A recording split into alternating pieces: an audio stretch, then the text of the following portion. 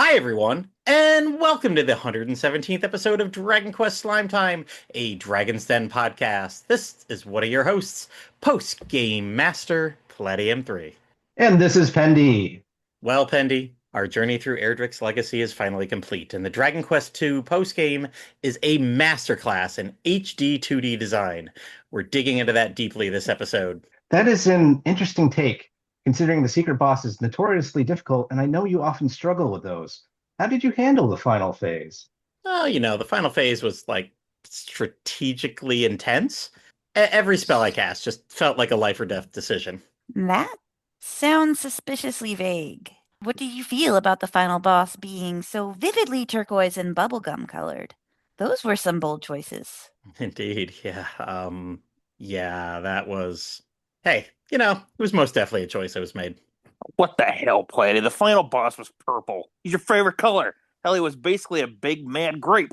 Duh, dude, I know. I just didn't want to embarrass Jen there at the moment. Sure. Perhaps the post-game master would like to explain the whole Cave of Confusion thing then. Well, very, very cave-like DQ caves, they're a thing. Much like Star Trek caves. And also, it was like very confusing, but, HD, very HD, very 2D. You know how all those things kind of are and mesh together. Okay, Platty, that comment is pretty blurry while also confusing. What gives? Do you even have a new title on your save file? Feel free to share it in our chat. Let me see. Oh, sorry, all the save files currently undergoing a cloud synchronization or something. It's telling me it's currently inaccessible for verification. Cloud sync that conveniently started the moment the post game was mentioned? It appears the only thing Platy conquered was the credit screen before taking a very long nap. Hmm. Hey, hey, hey, hey. The credits are a vital part of the artistic experience. One must respect every single one of the developers. Respecting the developers usually involves actually playing the content they spent years creating. Okay, enough with the fabrications. It is time to actually discuss what the post-game adds to the Dragon Quest lore, along with sharing our final thoughts on both games. Here to explain to Platty and you listeners, we have here tonight Jen and Yangus. Hello there, you two. Hello there, you. Hello there. Yoo-hoo. Yoo-hoo. Oh boy, time for this teacher to get taken to school. You guys are gonna have to talk a lot about stuff. Old post-game Master Platy. Didn't master the post-game. Oops, I didn't do my homework. What a Oops. bad teacher. But we could at least start with like a layup question or two here. All right, so we got a bunch of questions for tonight, and we will definitely dig into that post-game stuff. But we'll start with an easy one. What's everyone's thoughts on the new character in Dragon Quest II, and how the game played out with four instead of three characters? Jen, what did you feel about that? So when she was first announced way back when, and everyone kind of was like, "Oh, wait, there's a girl in the background." I was nervous, as a traditionalist and someone who really likes Dragon Quest II for the fact that it is a hard game. I was worried having four characters was going to make it way too easy.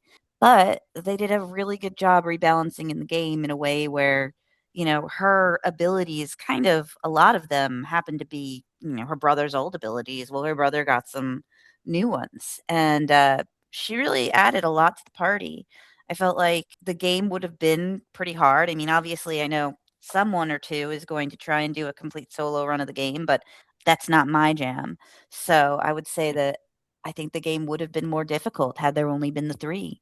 I definitely enjoyed the way that she kind of had a little bit of you needed to use her to set up your buffs and debuffs properly. You couldn't just Mhm. ignore her. And so she was really instrumental when I was, getting ready to hammer any number of, late game bosses with magic. I would need her to really be in there using the aura, the spooky aura and all that stuff to kind of weaken them and, get my setups ready so that we weren't getting completely crushed in the first round. I was really happy with her build in general, and she ended up being a really key member of my team.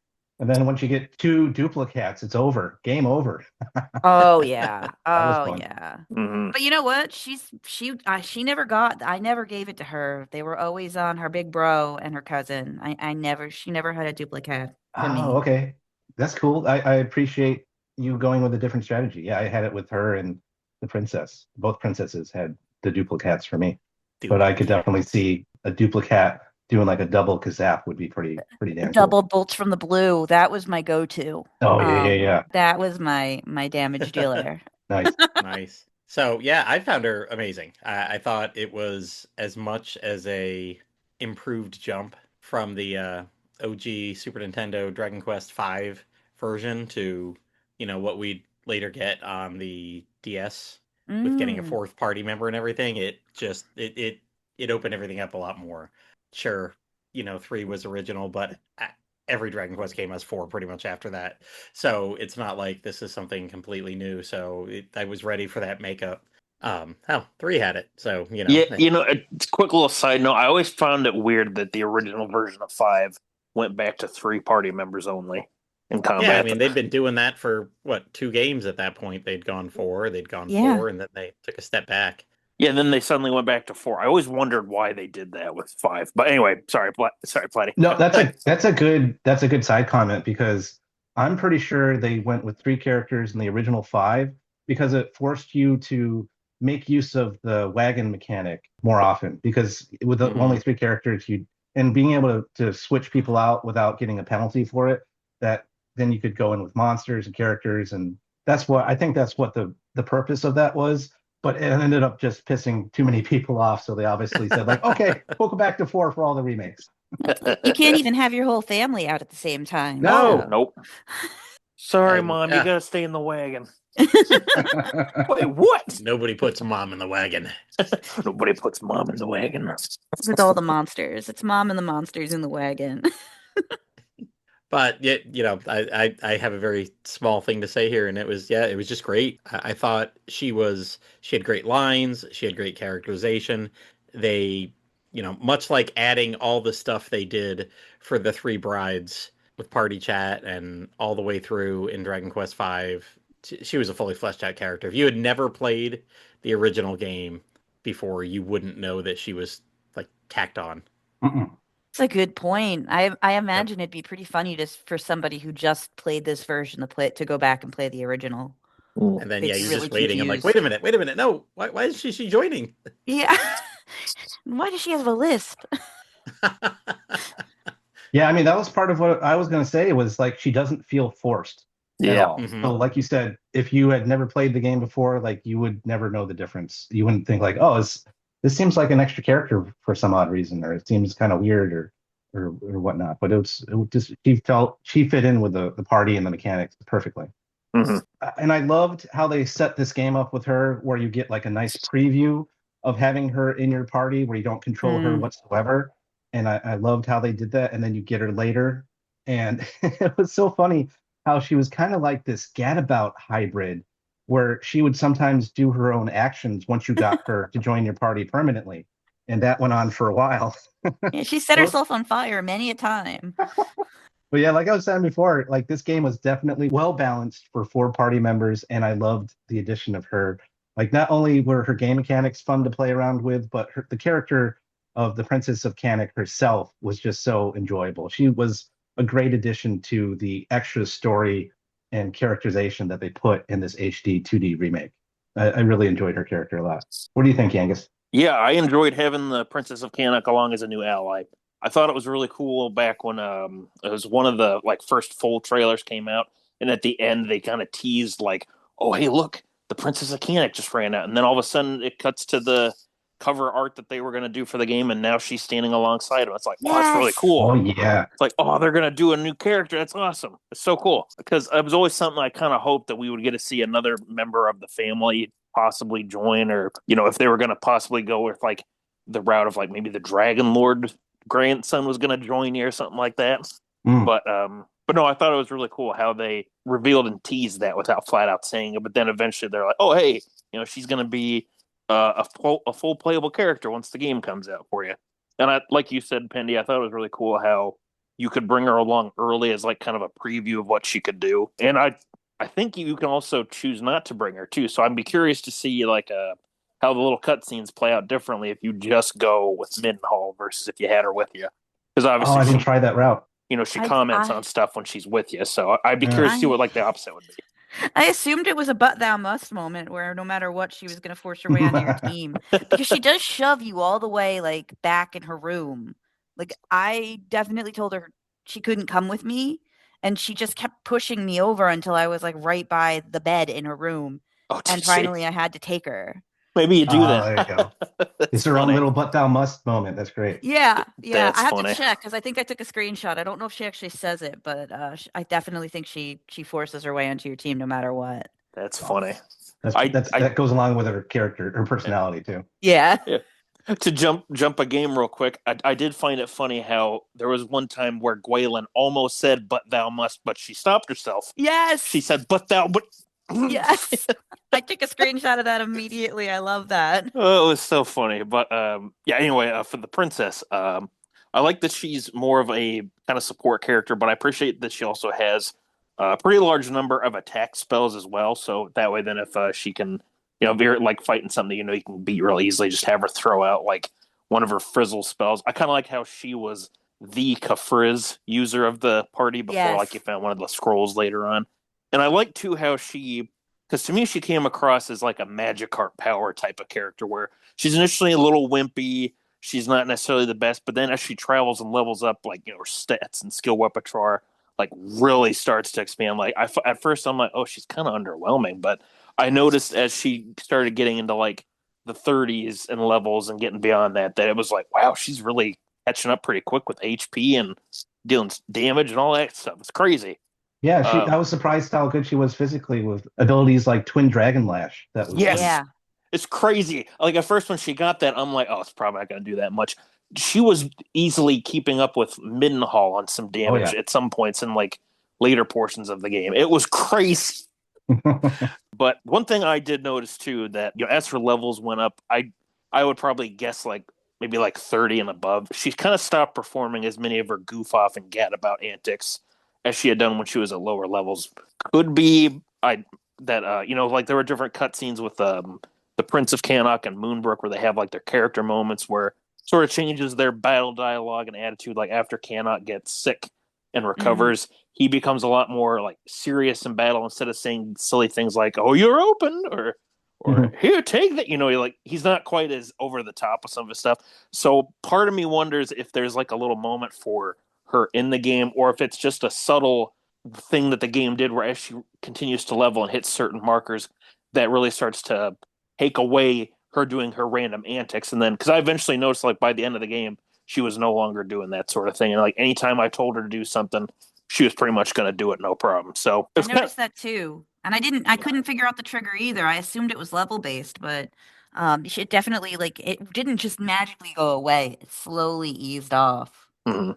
Part of me now thinking about it, I wonder if part of the trigger was during the underwater section because she was like of all the party members, Mm. she was the one that got the most heated about the attack of Mariella on the mermaids in their Yeah. sanctuary and stuff. Like I thought that was interesting that she was the one getting so worked up about that whole situation. Because it was kind of after that point, now that I think about it, where she stopped doing as much of her goof off antics. So maybe that was like the It could have the been. the trigger point of sorts. That's That a would good make sense too. point. Yeah. But yeah, as for the four party member thing, I thought they did a pretty good job rebalancing the game with four party members. There's definitely still points when you just have the three older cousins where the game is not shy about throwing a curveball at you, such as with the mummy fight before you get Ooh. the boat.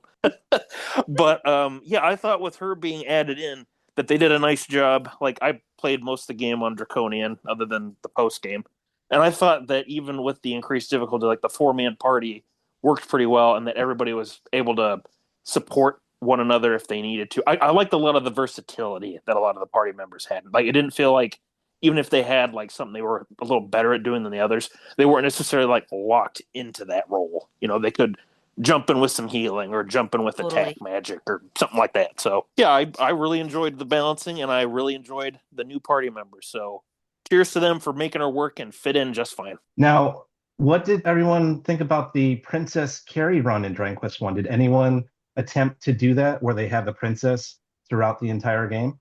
I thought nothing of it. I did not participate. I abstained. But thou I must. Thou did not. Listen, man, my back and my knee are already jaked enough. I can't do that for too long. I am the hero, right? That's the whole thing about Dragon Quest. I'm the hero. I'm not freaking carrying that girl around for more than half the story. But thou must. But you have such big, strong hands that can You do that, carry as the your big, game strong game arms. says. Yeah. That took me out of the immersion with my weak little arms. My little tiny baby arm. My T-Rex self did not do that. I was just about to say T-Rex arms. I was just about to say that. That's hilarious. You're gonna have to walk back to the castle, Princess. I'm sorry. Just look at what I'm dealing with here. Oh, I'm working with. Excuse me, Princess. Excuse me, Princess. So I did like that you at least sat her down to fight. She'd be standing behind you in the battles. So your arms did get a rest while you were swinging your sword around at least. I did not do a Princess Carry run, but I did keep a save so I can do one without having to replay the whole beginning again, unless I forgot to get the Sphere of Light, in which case I have to go back into the castle. But I think I have it.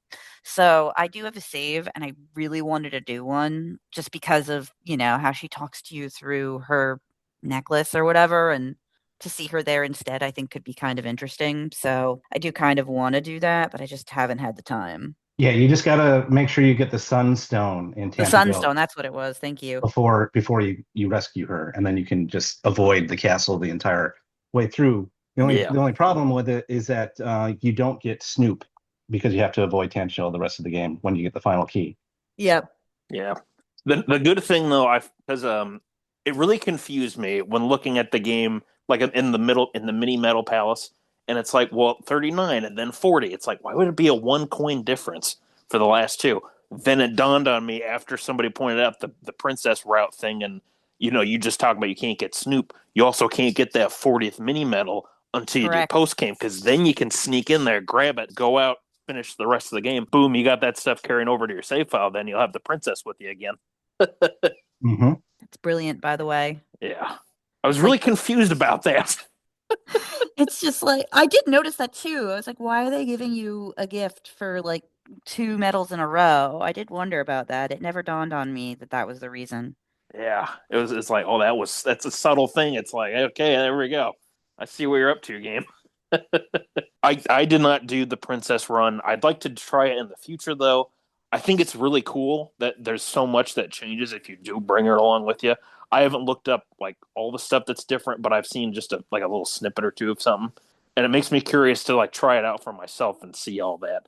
I wondered if they'd let you do that in this remake. Honestly, I kind of figured they'd be like, "No, you got to take her back. You got to kind of railroad you into taking her back to Tanshell Castle before you could move on with something else." I guess it's a beloved part.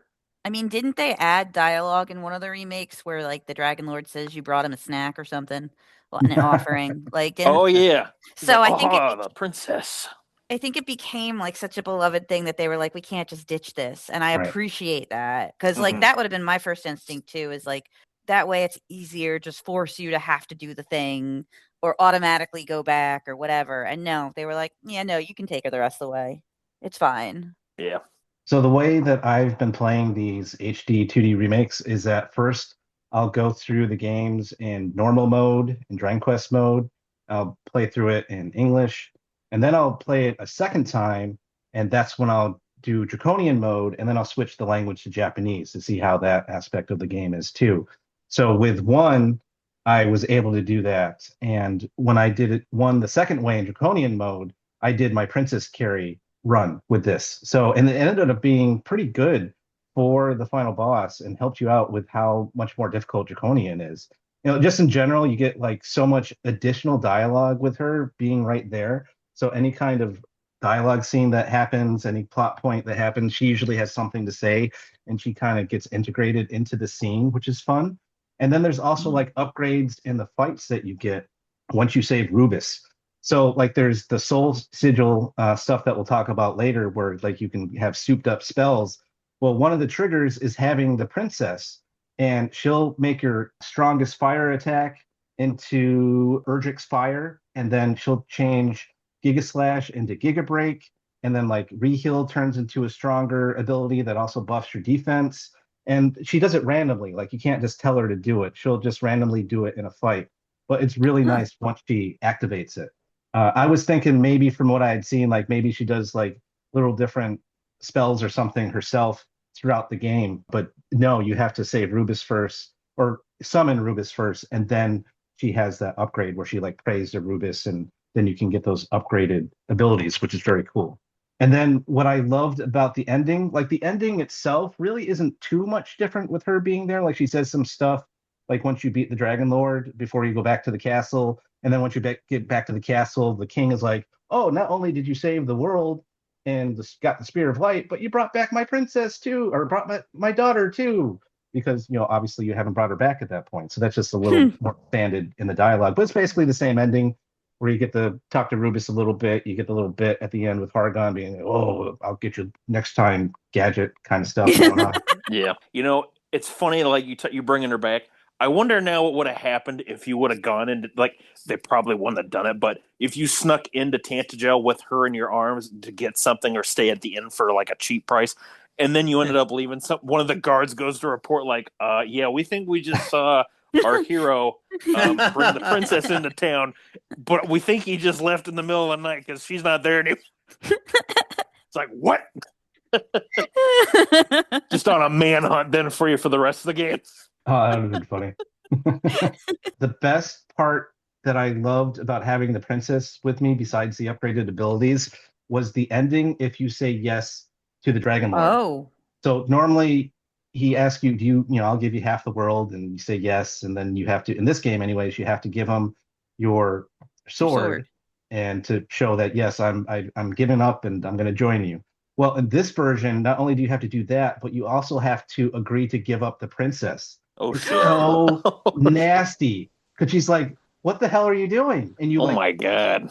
They show you pushing her towards the Dragon Lord. Oh my God. Shivering, and then just a big demon miasma envelops her, and she either dies or goes who knows where to get tortured. And then, of course, the same thing happens to you as per normal. But and then she turns into Zoma. But that was nasty. It was a nasty ending for saying yes to the Dragon Lord, because you had to like give up the princess, and she's like, "What are you doing, my beloved?" Oh my God, that's hilarious. It's wow, that's like extra bad. Like that's one of those things where, like, I think it's in Fable where it's like the only way you can be truly evil is by like sacrificing your sister or whatever. It's like you just can't do that. You just no matter how bad I am in a game, I just can't go across that line. I just imagine that when Yuji Horii was coming up with that, he just sitting there with an evil grin on his face, typing it out, writing it down, and everybody's like, "Sir, what are you working on there?" "Oh, you'll see." It's like the original, ending where Kanik dies and his sister kills you at the end or whatever, stabs you at the end, like. And so, like a side note that's kind of related to this, because I did this princess run as my second playthrough. This finally made me realize that I do agree with Platy in terms of party members for one, because from the beginning, I think, Platy, you were saying like, it would be neat if they added another party member in this game. And I really thought that lady that was traveling around with her dad that were both like guards from Tantagel, I thought she was going to join, or maybe he would, or like, I was like, somebody's got to join. Like they're going to do something. Like maybe just guest characters until you beat the Green Dragon, then they'll leave because like for like segments of the game. Yep. Mm-hmm. Yeah. But having played it a second time and enjoying those stories with those two characters, well, actually three because there's the father too. But I realized like, oh man, the guy who gets scared but then finds his courage again when the town gets attacked. He's got that awesome hammer. And the Gwaelin's guard, she's a really cool character. I liked her story throughout the game. And I was like, man, if those two were part of your party and they made it like a 3-party game, that actually would have been fun. Like, I know that's kind of sacrilege to say because that's why they kept the game like a 1-party thing, because that's like the experience of Dragon Quest 1. But there's been so many remakes in the past, and they made such good characters for this game that it would have been fun if they had those characters playable as well, even if they were just like optional characters, not someone that they forced you to take along. It would have been. So what you're saying is you want Dragon Quest 1 reimagined. I did. I do. Yeah. You know what what something they could have done? Maybe at the beginning of Dragon Quest One specifically, they ask you a question where it's like, "Do you want to have this be more like the original experience where you're the only guy, you're the only character that you're playing as, other than when like you got the princess in tow with you, or do you want to play like a reimagined version where you can have these extra party members that come with you and join you on your adventure?" So that way, then Maybe they do it like a dream sequence, like in 3, where you get your personality. It's like it asks you a bunch of questions, and it turns out that those answers drive if you have a party or not. yeah. If they had made them like the optional characters in Dragon Quest VIII, where you get, well, I think one you get regardless, but I think one you can miss. If they made it like that, where they had like additional characters, I think that would have been fun. But Yeah, do it like with the Mori situation, like you're talking about, Yeah. where if you do the monster Or Red. arena, he'll officially join. But if you don't finish it, you're still going to get a pretty good party member out of Red. Yeah. Right. Exactly.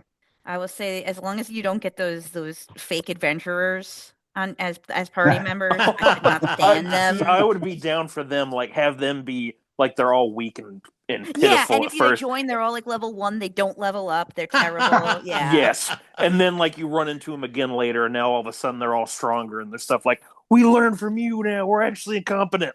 Or It reminded me of in 4 when you run into Alina and she's like following around with like this other group of heroes. I Yes. was like, Mhm. oh god, these scrubs. I want nothing to do with them. you know what they should have done? They should have had a moment where you teamed up with Robin Hood's Yes. descendant for a while, and Yes. had him be like your involuntary party member because he thinks like Yes. you and him are like best friends. I Oh, you love just, like, that just dynamic even that- so much. Yeah, even just for like that cave where you gotta Yes. rescue Yes. one of his minions. Like if he just joined you for that cave, that would have been fun. Yeah, like him Yes. and his two little cronies, they follow behind you, and they just jump in every now and then to help you out. Yeah, that's all it had to be. Oh boy! All right, now you guys can teach me a little bit about something because I did not play this. I didn't even step into it. But what did you all think about the Cave of Confusion? Yeah, so the Cave of Confusion is your post-game dungeon that you have to go through, and oh my God, it is quite the gauntlet. Like it just seemed to go on forever. I didn't count. I should have counted how many floors, but there was just floor after 60? floor. More? 60? Like Oh, 30 God, Something or like something. that. 30? Oh, okay. It's That like- Was it seems, only 30? I thought it was Okay, more. so maybe it's a little bit more, but here's the trick for when you're going through. I don't know if you guys caught this, but I had someone point this out to me elsewhere. When you're finding, like when you're looking for treasures, usually there's only like maybe 1 or 2 treasures on the floor because you got to figure out which one is the correct exit. Well, if you notice that the gold amount keeps going down to let you know how many floors you have left. So I think what it is if like it starts with like you pick up 30 gold, then there's 29, 28, it keeps going like that in Oh. increments. I think it might be a little bit more than 30, maybe it was like 35 or so, but that's a little trick to tell how far in you are. I didn't pay attention to that at all because yes, I remember getting 1 gold towards the end. So now that makes sense. Yeah, I wouldn't have thought about that, but somebody else pointed that out to me on, I think it was on GameFAQs. And when they said that, I'm like, oh shit, the game Went right does over my do head. that. It's very subtle. Yeah, that's awesome. I What- apologize. It is only 26 floors. Oh, it's 20. Oh, really? Yeah. I just checked Okay. because there was your duplicate hat is in there on Yep. on floor 25. The second duplicate is there, and that was Mhm. and that one and critical claim were the 2 things that I was looking for in that cave. Yeah. Where's the first one at? The first duplicate? I can't remember. Oh, was it a secret spot or was it somewhere else? think- I can't remember where it was. I thought it was a secret spot, but that might have been 3. Now that I'm Yeah, thinking three was about it. definitely a secret spot where you got Yeah, that. because 3 you have to wait till you get like Ramia, and then it's You way up need to in the have mountains. Ramia, yes.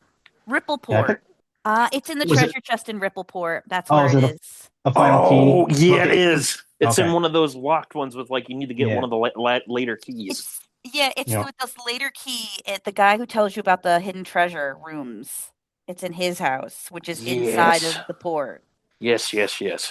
Oh, the guy, is that one of the locations where it had multiple different types of locked chests so that you Yes. just slowly robbed him throughout the game, which was fun. Yeah. Yes. There was a couple of different houses like that in the games, and I thought that was hilarious. There's one guy, maybe it's that guy who's Moonbrook had that too. There was a bunch of Yes. places that had that. yeah. But I think that guy that might be the guy that says like, "Oh, you can take all my treasure. I don't give a shit." But Yes. there's some that don't say that, and so you're just slowly robbing their house over time as you get different keys. And I thought that was funny. I thought Thinking that about was that funny when I was conceptually. doing that to the mini medals, the mini medal guy, Oh, you know, yeah. and Well, I saw that like in my head canon was like you're giving him all these medals and you're like a valuable person to him, so he doesn't mind you taking treasure and stuff like that. oh That's like your yeah. reward and Okay, whatnot. so I'm 99% sure there's a mini medal in one of those chests, by the way. There is. That made me so mad. I just want you to understand the mini medal guy is like, oh, I'm collecting all these medals and you have to go get one out of my chest for me. Like, really, dude? Yeah, yeah. I love that too. Like in two, that the guy hit him all over the place. Yeah, Yeah, it seemed like he was having fun with it. it was like an Easter egg hunt for him. It's like, oh, go and check the castle grounds, see what you find. Bring it back to me. Yes. Getting back to the Cave of Confusion, it was very, I mean, it was difficult, but it was very useful at the same time because going through so many levels and fighting so many fights, because I never ran away from anything when I went through it, it got me so many levels. So I was well prepared for the Dragon Lord's grandson and beating Maul Wrath later on, the post game boss. So in that respect, I appreciated how that prepared me for those fights. So I didn't really have any issues, didn't really have to grind because that cave was just so long. And I there's all those portals that say like, oh yeah, you can like go, you can get out of here, but then you got to start all over again. And the whole time I was like, I'm not really recording the true exits like I should, so I'm just gonna keep going. Yep. So I'm I gonna have to picked up figure it those out all over again. coins. I picked up So those coins. I was never going to find that door again. exactly. And it was funny because the first floor, the correct exit, I don't know if there's multiple correct exits, but the correct exit for me was falling into one of those pits, which I didn't, and I did it accidentally. I like totally forgot that floor had pits and I fell into a pit on the right side. And that ended up being like the correct exit. And I hadn't gotten all the treasure yet. And I didn't know how the cave worked, that you couldn't go back. I was like, oh, well, I guess I'll have to get that later then. It ended up being like treasure of little consequence whatsoever. But I learned the hard way about like not being able to go backwards at all and you had to get that treasure before you moved on. So that was interesting too. And oh, my story for almost dying in there was I ran into 3 Uber killing machines for the first time Oh, and well, that's fun. not realizing from previous games they casted bounce. So I just Oh, went they in sure there. do. Yeah, I just went in there like fighting them like you would fight regular killing machines, and was like, I'm gonna zap you, and I'm gonna do this and that, and so I had like 2 or 3 characters. No, I had like 3 characters all casting spells, and they all got bounced, and so I almost died. I ran away, and this is kind of ironic too because of all the jokes about the Prince of Canuck dying, but he's the one person who didn't die, and he He had carried eight. you. Hell Yeah, he carried yeah. me. He had 8 HP left when I successfully ran away from the fight, and everyone else was dead. Good That was my job. one close call. Wow. Yeah, I am impressed. He was still my glass Joe. Like and part of it was because I almost always had the Glumbarrow on him, which is like terrible for defense, but Oh, lowers your casting. Like it lowers your magic point consumption, and he needed yeah. it because I was dumping so much magic into these fights. But it made him so he was a casket so Yep. frequently. Funny. Yeah, I Well, didn't really have a problem with him dying in this one. The only one I ever had a problem with the Prince of Canuck was the original, and that was it. All the other remakes, they give him more armor options and buff him up a little bit. So it was still funny though. I had Canuck die so many times on me when Oh, did playing you? through, and I don't know if it's just because of the draconian mode or what, but That might have been every it. time I had him dead in a casket, I took a picture every time. Oh. I need to like just do an album of those to see how many times, because I can't tell you how many times in like boss fights. And then I had one time where a sister died, not him, and I'm like, Canuck died, but opposite gender. There's something I like did that. take a picture when he was dead, but I also took a picture when he was carrying everybody else's caskets because they did think it was, some Oh righteous yeah, justice for him. yep. Yeah, I haven't finished my draconian run of 2 yet, so it'll be interesting to see if I run into the same issue because I just did that on, yeah, I've only done that on Dragon Quest so far. I'll tell you this too, Penny. Like I eventually got to the point where I just started dumping like pretty much every seed I got into Cannock or the Prince of Cannock, and even that didn't help him sometimes. That's Poor funny. fella. Oh, So for, overall for the Cave of Confusion, and kind of like the post game in general for this game compared to like the post game for 3, I didn't think it was as difficult as the post game was in 3, especially when you get to the trials and even before that, before you get to Zenlong, because you could run into like 3 Hydras, which I didn't run into in the post game for 2 at all. I'd run me into neither. one Hydra or a Hydra with somebody else, but I never ran into 3 Hydras. So I don't know if that's an encounter that you can have. And then there was like some encounters in the trials in 3 that were so difficult that I would just run away from them. And I don't think I ran into them either as well in the post game at 2. So it was challenging, but it wasn't quite as difficult with enemy encounters as they had in 3. And I don't know if that was on purpose or not. Maybe they had people that were frustrated with 3 and they toned it down a little bit. I don't know. Yeah, Well, it didn't seem like the King Hydras were nearly as difficult in two's post game versus three's post game because Agreed. oh my god, those things were just obnoxious to run into when Yeah, They they're nasty. were. going through post game and 3 this time around. Oh my god. Oh, yeah. But That was like yes, the thing that took me out of hard mode. I was like, you know what? I did the whole game, I'm lowering it for this. Yeah. well, I didn't got they you. nerf three's post game a little bit in an update? They nerfed the different things that you had to do for the trials. Like they had different, there was trials where you had to fight, but there's also trials where you had to give the spirit like 30 elfin elixirs, which Oh, was like an that enormous sucked. amount you'd have to spend upon. And they Yeah. toned it down and put it down to like 10. Don't quote me Yeah, on which like is exactly how much they did, but Yeah, it's kind of like the stuff whole like that. student loan thing, man. I paid mine back and now everybody else gets to have them for cheaper, yeah. right? So Nah, that I'm was so nerfed. happy they did that. I'm I am Yeah. so happy too. they did I that. did it before the nerf, and it was like, oh my god, there goes like all the money I had.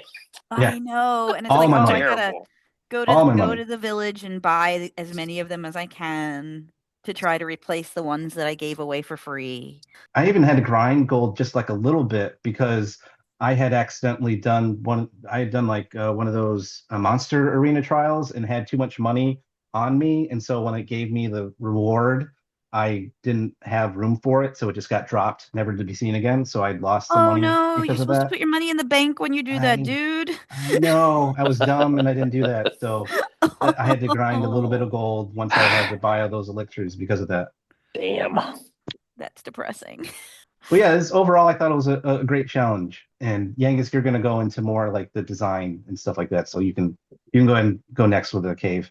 Okay, so like a lot of the post game DQ dungeons, honestly, to me, it was just kind of okay. I like the challenge though, but really, my biggest gripe is that they always reuse floors from previous dungeons, and sometimes the floors aren't too bad. Sometimes, in like three's case, they use a lot of the most annoying floors from Yes, a certain cave to get one of yes, the orbs, which I know Hmm. exactly what you're talking about. fucking hate that one with like the constant windy paths and the Ugh. bridges. Fucking hate that cave. I hate it so much. I know the one you're talking about.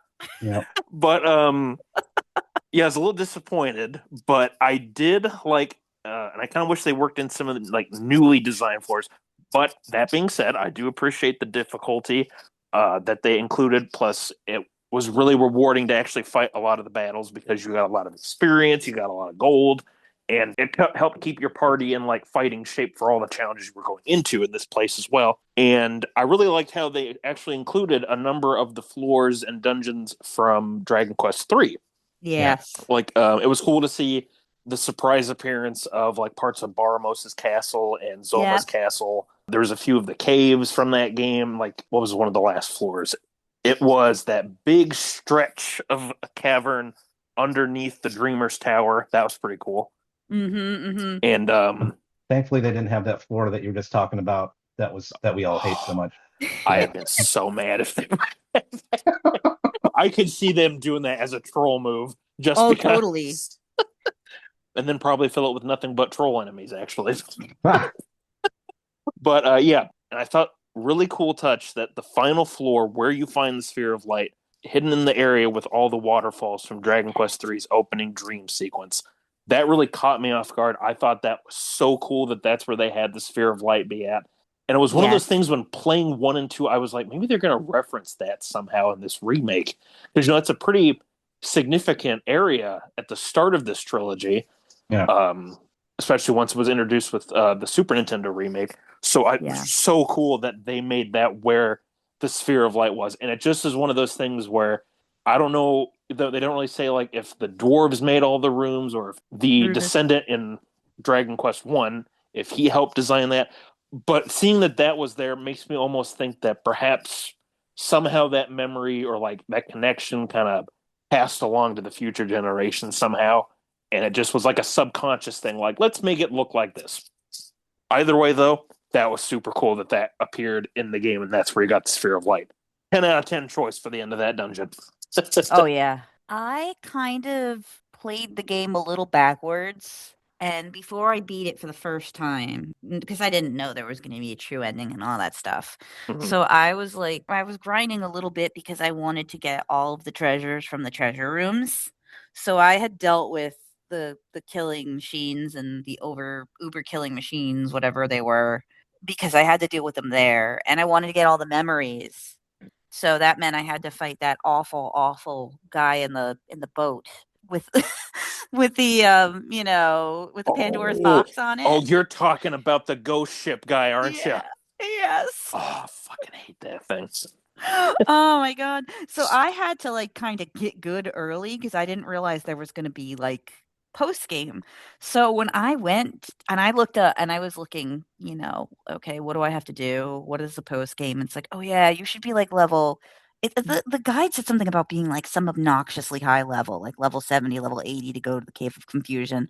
And I was like, you know what? I'm just going to go. And I didn't really have much trouble. It really was probably one of the first post game dungeons that didn't trip me up at all. And I just think it's because I played the game a little backwards from how they wanted you to. I had encountered a lot of these monsters already and stronger monsters already because of the way I was like, oh, I got to do all this stuff before I beat the game, not knowing that apparently I was supposed to do all that stuff after I beat the game. So it was really not that difficult or challenging for me, but I didn't mind it as much as I've minded other post games, probably because it was more finite. Yeah, you had to get somewhere and you had something to do, and it wasn't just grinding for grinding's sake for 99 levels like some post games can be. So I didn't necessarily mind it. And then going to beat Genlong afterwards was kind of a cakewalk, to be honest. First time I beat him in time. And I only beat and the only time he beat me was before when I went after him. As the first thing I did was go after him as soon as I beat the game, and he beat me, and I was like, oh, I guess I wasn't supposed to do this yet. So after I did the Cave of Confusion, I took him right out, no problem, no hesitation. Of course, that was the worst part of that, though, was that I didn't realize you need two supreme power puffs or whatever, because if you want to get the achievement for having all the abilities, you need to have two of those. So it took me longer to pop the final trophy because I had to just keep beating him up a couple extra times to get that. What about you, Platty? Oh, I said that right at the beginning. I didn't play it. Oh, that's right. haven't even to confirm it. just to confirm. To officially confirm, I did never stepped foot in the cave. Well, so there's no confusion. So Jen, what you were talking about, this rolls right into the next question, since we will be talking about Zenlon among other bosses. Mm-hmm. So what did everyone think of Zenlon Mal Wrath and the true ending? And Yangus, will go with you first. Okay, let's see. I'm probably not going to say it the way everybody else. I don't know. I just call him Zenlon. I don't know if it's supposed to be Genlon or Genlon. Whatever. I said it wrong. It's with yeah. Because there's one. Yeah, Szechuan felt more difficult this time around, but part of that could be due to your party having more limits on spells and abilities versus Dragon Quest III, where you can get all but the hero to learn every skill, every ability in the game if you really want to. I was definitely surprised that one that he actually was in the game. I thought that was cool. It's like, oh, yes, you're back. Look at you. But Hey there, big guy. Hey, big fella. I thought it was cool too that they actually did have the voice actor re-record his lines because I noticed he didn't sound quite as silly as he did in Dragon Quest III's dub. Interesting. Yeah, I don't know. He didn't come across like the one that caught me that I noticed the most was like when you go and fight him in 3, he's like, "Again, you want to fight me again?" And this one, he's more, "Again, you wish to fight me again?" Like he seems a little more serious versus in 3 where he's kind of like, "Again." Like he almost like a Monty Python character, like, "Again, you want to fight me again, do you?" He still gets a little cheeky about giving you the puff puff ability though. Yes. I like it too that he's still like, "Oh, you want that? Okay, right. Quality choice." No, Yeah. but it was cool that he was there. But I got to be honest, I was a little surprised that he wasn't incorporated into the post game story just a little bit. You have the Dragon Lord talking about like maybe he says like, "Oh, I need some help from another dragon to help awaken the orb for my powers," or something like that. Like maybe you should try and travel to. But a dragon like that could only be found up in the heavens or something like that. Just and not necessarily have to fight Zhenlong, but just you climb the tower and you talk to him and he's like, I see. You need some help or something. Just I don't know. It's not that big a deal that he's not. I thought it was cool that you could fight him either way.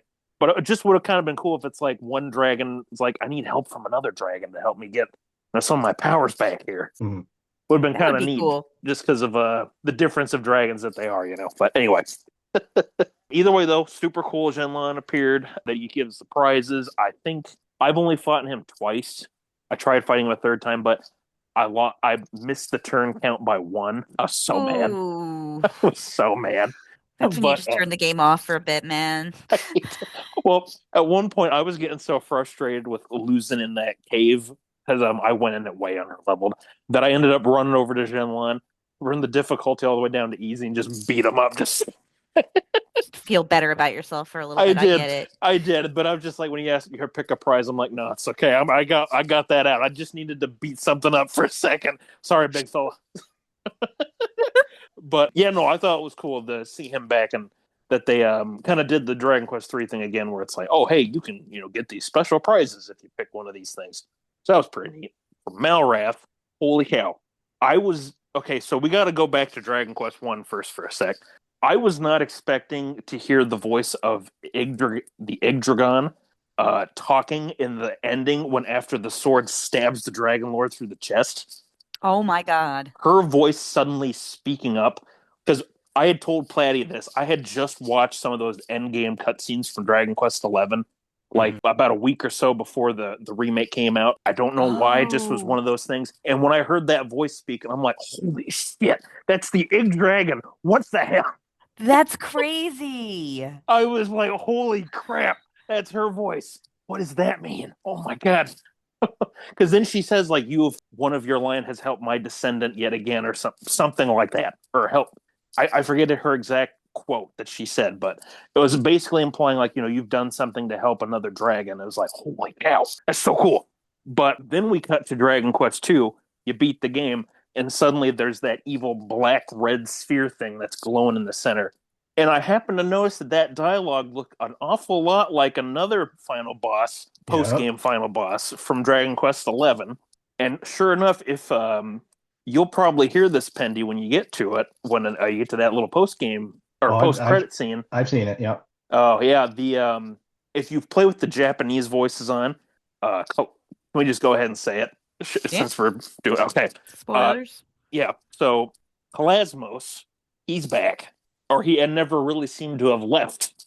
Right. It seems like if you turn the voices onto Japanese, he speaks backwards. Oh, and I didn't know that. Yeah, I never knew about that until one time I was watching the scenes on my Switch version of Dragon Quest XI-S, and when I turned on ones with Kalasmos, I'm like, what does he sound like in Japanese? And sure enough, it's his dialogue, but it's reversed. So it's like, oh, it's in Japanese, so still can't understand it anyway. But they reversed the dialogue and like changed the pitch. And sure enough, I tried that with that cutscene and turned it to Japanese voices, and I'm like, oh my god, it is it. That was so crazy that he still was around and kicking. They basically explain that he's the origin of like all the evil in the world for the past 3 games. Yes. Which that was so cool with how they incorporated him then suddenly showing up for the final boss takeover. Because after you've gone through battling the Dragon Lord's grandson to get his help and like make sure you're actually prepared for what's to come. Mm-hmm. Then all of a sudden, like the shadow from Hargon comes flying up into where Malroth just got his butt kicked, and then you go into like a full-on alternate dimension. I did have to laugh though that the way he transformed Malroth was to make Malrath a pseudo Rapthorn, which is funnier Yeah, yet basically. because then they Yes. actually used his battle theme. And they use the theme. And you get to fight on a bird. You have to fight on Ramia again. Yes. Yeah. Yes, that was so crazy. Oh my God. I was so hype in that fight. Oh yeah, that was so Oh, cool. it And then was so I loved it cool. too how they brought back Zoma's theme again, Hero's Challenge, when you use the ultimate sword of light Yes. or ultimate Erdrick sword, whatever it's called, and you remove the shroud of darkness from him. And it was so cool to see that them doing that now is like come full circle, not only with how they kind of worked in the stuff from 11, but with the trilogy as a whole. Like your final battle is now against the same final battle song that Erdrick originally had to go through, and that we the player hears when you're fighting off Zoma, the first Lord of Darkness in this trilogy. But yeah, so really cool final boss. I loved it, and I thought it had some cool challenging bits where it's like you got to use the sword to stop him from doing like his big ultimate charge up attack, and because I didn't catch on to that at first, I thought I had to beat him in time before he did it. Next thing I know, he hit somebody for like 500 points of damage. It's like, oh no, Anok, he's dead again. And poor guy was needing a healing anyway, and it was just real bad timing. But then we get to the true ending of the game. I liked how we actually got to see. I thought it was weird they didn't show like the whole fireworks show that like they usually play at the end of Dragon Quest II. Well, that's how your true game ending starts. It's them watching the fireworks. It's like, oh, that's kind of cool. How they worked that in there. So I like too how the king was like, oh, maybe I shouldn't have pushed this on my son. Right. Shouldn't have thrust the throne upon him. Maybe I should have asked him what he wanted. Then we get the really. It was so cool that Ramia not only showed up again, but she actually takes everybody up into the world of Dragon Quest III. That was a moment like when her theme kicked in and suddenly you see the landscapes below. I don't know about you guys, but I was just kind of like tearing up a little bit. I'm like, Me oh too. my God, it's so cool. I was so excited. It was such a great ending. Oh, it was wonderful. I don't know if you guys caught this, but you know what? When like she's flying around at different locations before they get to Aliahan, there's that little moment where like there's that little purple sphere that kept following around. Did you notice that when it stopped at the tower where Ramia's eggs originally was, that it briefly took on the shape of a certain bird from Dragon Quest VIII? No, I'll have to go back and do that again. I'm gonna have to take a look at that. I didn't notice that at all. It's such a blink and you'll miss it thing, but I was like, what's with the little purple? Like the whole time this is going, I'm like, what's the little purple orb following you? Well, that little orb stops for a minute at the tower, and it briefly takes the shape of a bird. And I'm like, oh, I think that's Imperia. It looked just like her. I was going to go into it later, but I might as well bring it up now as another blink and you'll miss it moment. When you get the Supreme Sword that flashes Yggdrasil's mark, the hero's mark from Dragon Quest XI. Yes. That was amazing. That was cool. That's right. I totally forgot about that. Yeah. And because again, it's one of those things where it's just like a kind of a blink and you'll miss it. There were so many of those moments. Yeah. This last bit. But yeah, then you actually get to return to Aliahan in this trilogy. Even though the worlds had been sealed apart from each other, you actually get to explore it with Erdrick's descendants. And I thought I'll let somebody else talk about that since I feel like I'm going on for a bit here, but I really liked how they got to go and see where their ancestor was from and what they got to see when they actually went to Erdrick's house. I'm curious what you guys think about what was, in there. Since I was playing this review, I was playing it before anybody else. it released, so I finished it about a week before the release date, and I know I was waiting for Austin to get there. I was like, I don't want to do post game yet, and then I was like, I gotta write this review. So I did want to see what the reward benefits were for Zenlon. So I did go in and fight him, and I beat him once. What did I pick? The X was there? Wait, ooh, I'm getting this confused with 3 at this point. Was there an extra shop or something that you could go open up? Are you Was that one of the talking? rewards? Oh yeah, no, you got to open up another tombola. A tombola. That's it. That was the tombola. Yes, I opened that up and was like, okay, that's nice, but I probably won't get that right now. So that honestly, and that's where I stopped. I didn't do any other post game stuff. I did one Zenlon fight, never hit the Cave of Confusion. So I'm enjoying and just hearing all this with you all. So I'll sit back and hear Pendy's thoughts now. Yeah, the Tumblr thing was good because I didn't read ahead like what to expect, and I had all these Tumblr tickets left over. I was like, oh, I hope there's going to be like some kind of post game shop. I just assumed there was, and you get to Zenlon, and it's like, oh yeah, that's one of the options that you can win from him. So I was glad to get that. And then with the tickets I have left, I was able to get I think it's all liquid metal equipment Yes. for the Yeah, most part, and I did get one of the good pieces of equipment from the tickets I had left, but that was it. I think I got the armor or the shield. I can't remember which one, but man, I next could time I get not out. get any of those things, Pendy. I'm glad someone did. I was going to ask if anybody actually got something from it. Yeah, I got one All I thing. ever kept winning was the magic water. It was nasty because it would. I think maybe it's because it's the last one, but like more so than any of the other tumbalos I tried. Like I was getting that 5th place prize like right across the board for a couple of times before I finally got one of the good pieces of equipment. But with Shenlong, it was very interesting because I skipped him. I had no idea he existed. Once you got to that point in the game where you can start doing the post game stuff and you're in the fairy palace, I just zoomed to the next place I was supposed to go to I think to the Cave of Confusion next, or maybe was it? Yeah, Cave of Confusion was the next Yeah. place you had to do to progress the story. And I didn't even know about Shenlong. I didn't go downstairs. I didn't see the fairy with the little exclamation point that tells you like, oh yeah, there's this dragon or this ray of light in the back now or whatever. So I did all of the Cave Confusion. I got the true ending, and then as I was doing research, I realized, oh hey, Shenlong's in this game. What? How did I not fight him? And then I figured out where he was. So I went to him after I had done everything, and so I was very powered up, and I was able to beat him like first time in the 11th turn. Now, granted, Yeah. this was on Dragon Quest difficulty, but because I was so buffed up at that point, he was like nothing to me. And it was decent prizes.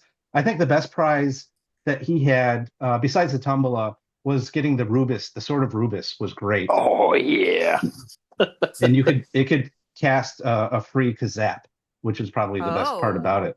And he ended up being like the final sword for the Prince of Canuck for me, even though I didn't really do anything with it because that was the last thing I did in the game.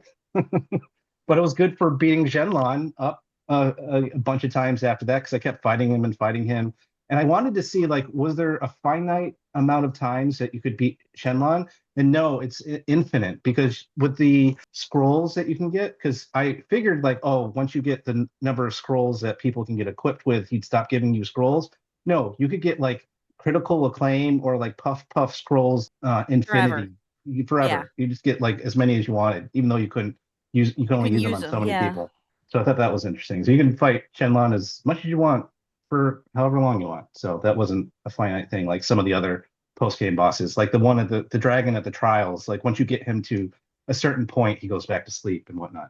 But the post-game was amazing. I loved fighting Malrath. It was such an amazing scene with Ramia coming in to save the day, and she's dodging all those attacks. The animation for that was great before you actually get to fight on top of her, which was, as Angus was talking about, was so cool. As we've talked about before, as Yangus pointed out, tying the games together with 11, with things like the Supreme Sword, and how I mentioned before about Yggdrasil's Mark, tying it in with Klasnos, as Yangus was explaining before. That was all great. I loved seeing Hargon's backstory. That was really cool. And he why was he evil? Like part of it was because Klasmos came in and took advantage of him and made him more powerful and evil, but also it was because he just had this obsession with the Dragon Queen from Dragon Quest 3, where he's like just so obsessed with her. And so when the hero goes to the Dragon Queen and gets a Spear of Light and takes off, he blames the hero for the Dragon Queen dying and just becomes Yes. obsessed with like this revenge tour. He's Like, so how dare jealous. Yeah. these humans kill off my beloved? And it's their fault. It's the line of Erdrick's fault. This is all going down. I hate Erdrick. I hate everything. And then and Klasmos comes in with his little evil tendrils of miasma and gets him, and he gets and that's where the whole thing starts. Yeah, But kind of and like then he body jacks him a little. Well, see, that was one thing. Do you guys think that he possessed him, or he just kind of like helped influence some of his evil thoughts? I think it was more of an influence. I think he I just thought it kind was of influence. Okay, amplified him instead of like taking him over completely. okay. That's a good question. But yeah, that's what I thought. It was more of like he took what was already there and just took it to 11. And then Plus 11. exactly. So and I liked how, like, so obviously this is like evil from another dimension, Klasmos coming in, and they kind of explain that to you and give you hints how Pazuzu and Belial, they talk about like, hey, they got summoned from somewhere else. And Yes. obviously they got summoned from where Klasmos was from and where all this evil was coming from. So I thought that was cool. And so like seeing Hargon kind of having his life flash before the eyes of the heroes at the end there was really cool. I love that, how that was all set up and how they integrated Hargon, throughout the trilogy because they knew what they were doing, because they were, building this story all together all at once. Like you said, Yangus, the party going up to the upper world was absolutely amazing. It was just, it was just so wonderful to see that. I loved some of the things that you could find when you're exploring the town. And they talk about how like Patty's is not what it used to be, and they're gonna maybe transform it into like a big luxury inn or something like that. And then you get to talk to a descendant of Patty who's like the 18th generation of Patty. Yeah. Yes. Yes. And I saw something else. I forget what it was, but it was another Asian piece of media where they were talking about descendants, and this one character was saying like, yeah, I'm the 18th of my line. So I'm wondering, like, is that something in Asian culture where like the 18th of something is more important or something? I don't know. Something I'll have to look up to see if that was a coincidence or something that's actually in the Asian culture, like the 18 signifying something. So, but it was hilarious to see that. Yeah, I'm the 18th, Patty. That was great. And then something else that I thought was hilarious is that because they're limiting you to what you can see in this ending, you're not going out to the rest of the world. They even like have doors that you can't go behind that are locked.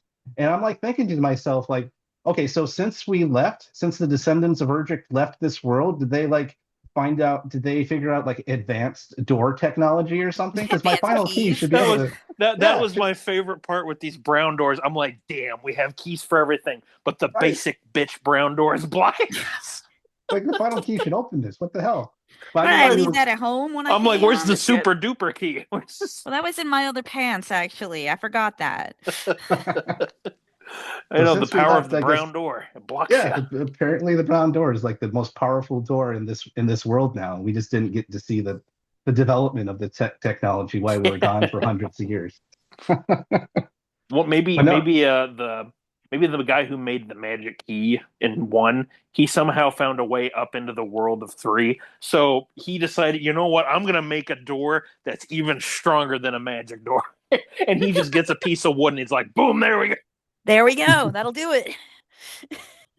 Yangus, you wanted me to, or you wanted us to touch upon like that final scene and what we thought of it when you go to the home, the house of the hero of 3. Mm-hmm. And then you go in there because they don't let you in at first.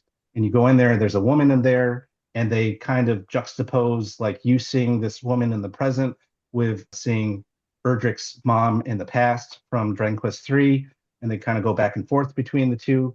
Mm-hmm. So I'm thinking that woman that you find in that house she's like the 18th generation of your mom, that she and Ortega or someone else, because getting Ortega was like an optional thing with Shenlong in the post game of 3. So either you had more kids, and then the line was continued on, or it was like with somebody else, and Ortega's really dead, and that's just an optional thing, and so that she's just another version of that mom, and they were kind of just juxtaposing it with like the mom from the original. That's what I thought. Here's the crazy thing about that, Pendy. So with Dragon Quest One, I'm sure you guys probably found this, but with Dragon Quest One, there's a little alternate or like an optional thing you can do where you can go to back to the island where you Yes. originally crash into Yes. Alefgard, and there's actually the grave of Ortega there, Oh, and that's right. it's one of those things where when you find that, it's like, oh shit, that must mean canonically he Yeah. was, he did die. You're like, that thing was Shenlong. Granted, it's post game, so it's probably not going to be canonical, but I think that kind of confirms that yeah, he's gone. Like That's a good Erdrick point. did not go and like revive him somehow at some point. I I don't So that know. so that means So she remarried at some point, and then that my was, thought her generation to that. was that the hero made that as like a memorial to his dad, but also just his old life, the fact that he couldn't go back home. And Interesting. it wasn't a real grave, but more of a marker where he left the helmet behind, not an Interesting. actual grave. I thought it was more symbolic of like his whole life that he left behind. And Mm, also his father. And imagine if he revived his father and then still could not get back to him. Like mhm. even more tragic in a way. But Yeah, at least his mom wouldn't be alone, right? yeah, So it's like, yeah, you know what I mean? But it's like that whole thing where it's like it's still really like that was heart-wrenching to me finding that and yeah. It knowing was that like, sad. he could never and I guess, to interject a little bit, I cried at that scene in at the end of 2 because it was like finally somebody made it home, but way too late for, Mm, Erdrick to have gone home, Mhm, and so it was really like it was heart-wrenching for me just to be like all this pain that that hero from 3 went through of not being able to get back home. And, yeah, sure, started a new life, had descendants, all that good stuff, but still never got to see his family again, could never go home again. And mhm. to finally get there and to see that was great, but also sad and bittersweet. With that lady's appearance, I mean, she looks almost identical to Yeah. Erdrick's mom, just a yeah. some subtle differences. I noticed too in that the bookshelf in the background was no longer there with the books from the Mhm. beginning of Mm, three. It was one of those things where, again, I kind of read this elsewhere, and I'm like, because when I first watched the scene, I couldn't tell if it was actually supposed to be a descendant or if it was, because the way the game kind of said it, it sounded like nobody actually lived Nobody in the lived there. house or nobody was supposed to be there. Yes. yeah, So like it there could have been being, like a random cleaning lady or something, yeah, so that woman being there, maybe it was kind of implying that like the family doesn't live there anymore, but this is like a descendant, for Maybe however it's what a spirit. exactly. What? Maybe it's a spirit. Maybe there was nobody really there. And see, that was the other thing too. It kept interchanging between the two, like the woman in the present and then Yep. Erdrick's mom sprite. And it was like somebody had mentioned this elsewhere, like GameFAQs or something. Like maybe it was a spirit of his mom just kind of popping up in there, or like this woman looks exactly like her.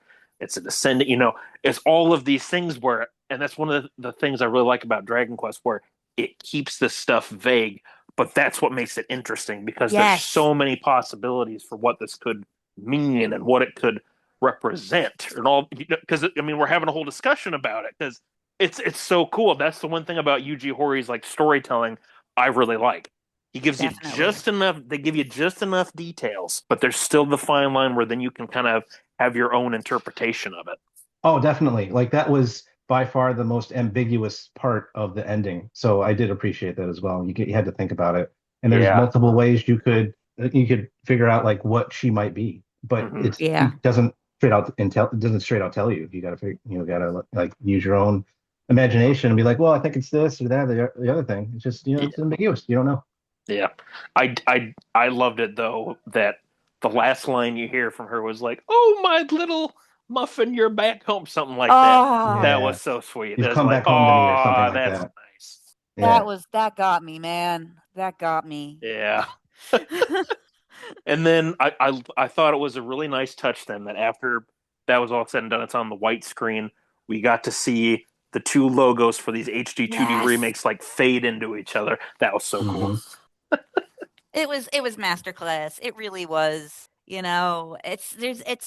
There were so many opportunities to like just do things halfway and they never really did it. Mm-hmm. And I recently saw somebody say, like, oh, doing it in HD 2D, maybe it was like a budget saving thing instead of doing it in a full render like they're doing the 7 remake. And I'm like, first of all, I don't agree.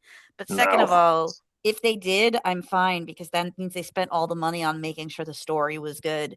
And the story was so good that I'm okay. Like, because the story was what mattered, not the graphics for me. They did such a good job. There's a lot of really cool additions to like conversations between the cousins and Oh, yeah. just some of the new little story beats. Like I really liked how they actually gave us more backstory to the land of Renderak and the people that are from it. Yes. And like the priest being the prince. Yes. Oh, such a good twist. And then he dies at the end. That was I cried over Yeah. that too. I cried a lot. The scene that got me, because I totally this caught me off guard. So one of my favorite spots in Dragon Quest II is the final shrine that's right before you Yes. go off to fight Oh, Argon in man. his castle. I liked how they, had it like it's in the middle of this big snowstorm. It's now like this big cabin looking kind of church instead. I was really surprised that when you beat Hargon and Malroth, that when you leave that and you go to look at it, instead of the two of them being there like in older versions where they're just like, oh, you saved the land, hooray, whatever. That now you go there and it's totally destroyed. Yep. And it's just like, what happened? We weren't gone for that. Because even the characters were like, we weren't gone for that long. Maybe the monsters attacked. Well, then you find out. Because then one of the comments the priest makes earlier where he's like, I have been waiting for you or the prince to come back or something like that. Yeah. And just the whole little scene then where like Hanok yelling up into the sky like, that we won this. I love that. That was probably one of my favorite scenes in the entire remake trilogy that we got. That was so nice. Then you got the little rainbow and it was I loved it. It was so good. Oh, and then related to Renderak, you have some people that either survived or like descendants of the people who survived in Burrowell, and so when you beat the game and you go outside of Hargon's castle, it's like, oh, hooray! They've done such a nice job of like building up the backstory of Renderak in this version of the game. Now they can rebuild and they could take this castle and oh, it's crumbling. Oh, it's gone. The castle is gone. Yeah. Okay, Then it just falls apart. Like I know that happens in previous games. I the did castle like falling going apart, over to Burrowell after I beat the game to see them all playing outside. Yeah. Like they finally were not scared anymore, and they finally like could see the sun. So that was, one of the things I liked. I liked doing the tour of victory in this game quite a bit. Everywhere had something to see, even the ones that didn't. Even the areas that didn't tell you to go to them had something. Mm-hmm. Yeah, Dragon Quest One, I thought, did a pretty good job with the ending, like victory lap thing too, as well. If you went back to all the towns and locations, like I thought it was real funny if you went down to the Shrine of the Rainbow, that the old man there was like, "Well, I've completed my job. I don't need to be here anymore. Good for you. Now get out of I'm here. out. I'm out of here. You need to go too. Goodbye." I thought that was hysterical. He just is like, "I'm free. Now you get going too." Why are you still here? Yeah, exactly. It's like, what the hell are you doing here? Get him, go on, sure. Are we? Oh ready for goodness, our what next even question or point are we on anymore? All right, I'm there. I know. I just highlighted it. No, So, you're good. I don't really know where we're at. Hey, I haven't looked in the script in a bit. that is perfectly fine. We are just going through. Hey, I'm just loving hearing all this stuff because I didn't do any of this, so I'm getting all the I'm absorbing all the information now. So there was the Soul Sigil system in both games. What did everybody think about that Soul Sigil system? Jen, we're going to start with you. I hate to be that guy. I liked it, but I didn't love it, I guess is how I would put it. I I got screwed by some of the souped up things not doing what I wanted them to do because I didn't know what they were because I didn't really look them up. So the one time I really needed a heal and I got a magic heal instead of a health heal. Not helpful. The souped up boom or kaboom or whatever the highest bang spell is in the game does not class as magic, so it doesn't get duplicate from the duplicate hat, so it doesn't echo, which is an unpleasant surprise when you worked hard to get that and you're usually half dead to get that, and then it doesn't do what you want. Obviously, I learned that the bolts from the blue could echo, and so that became my go-to.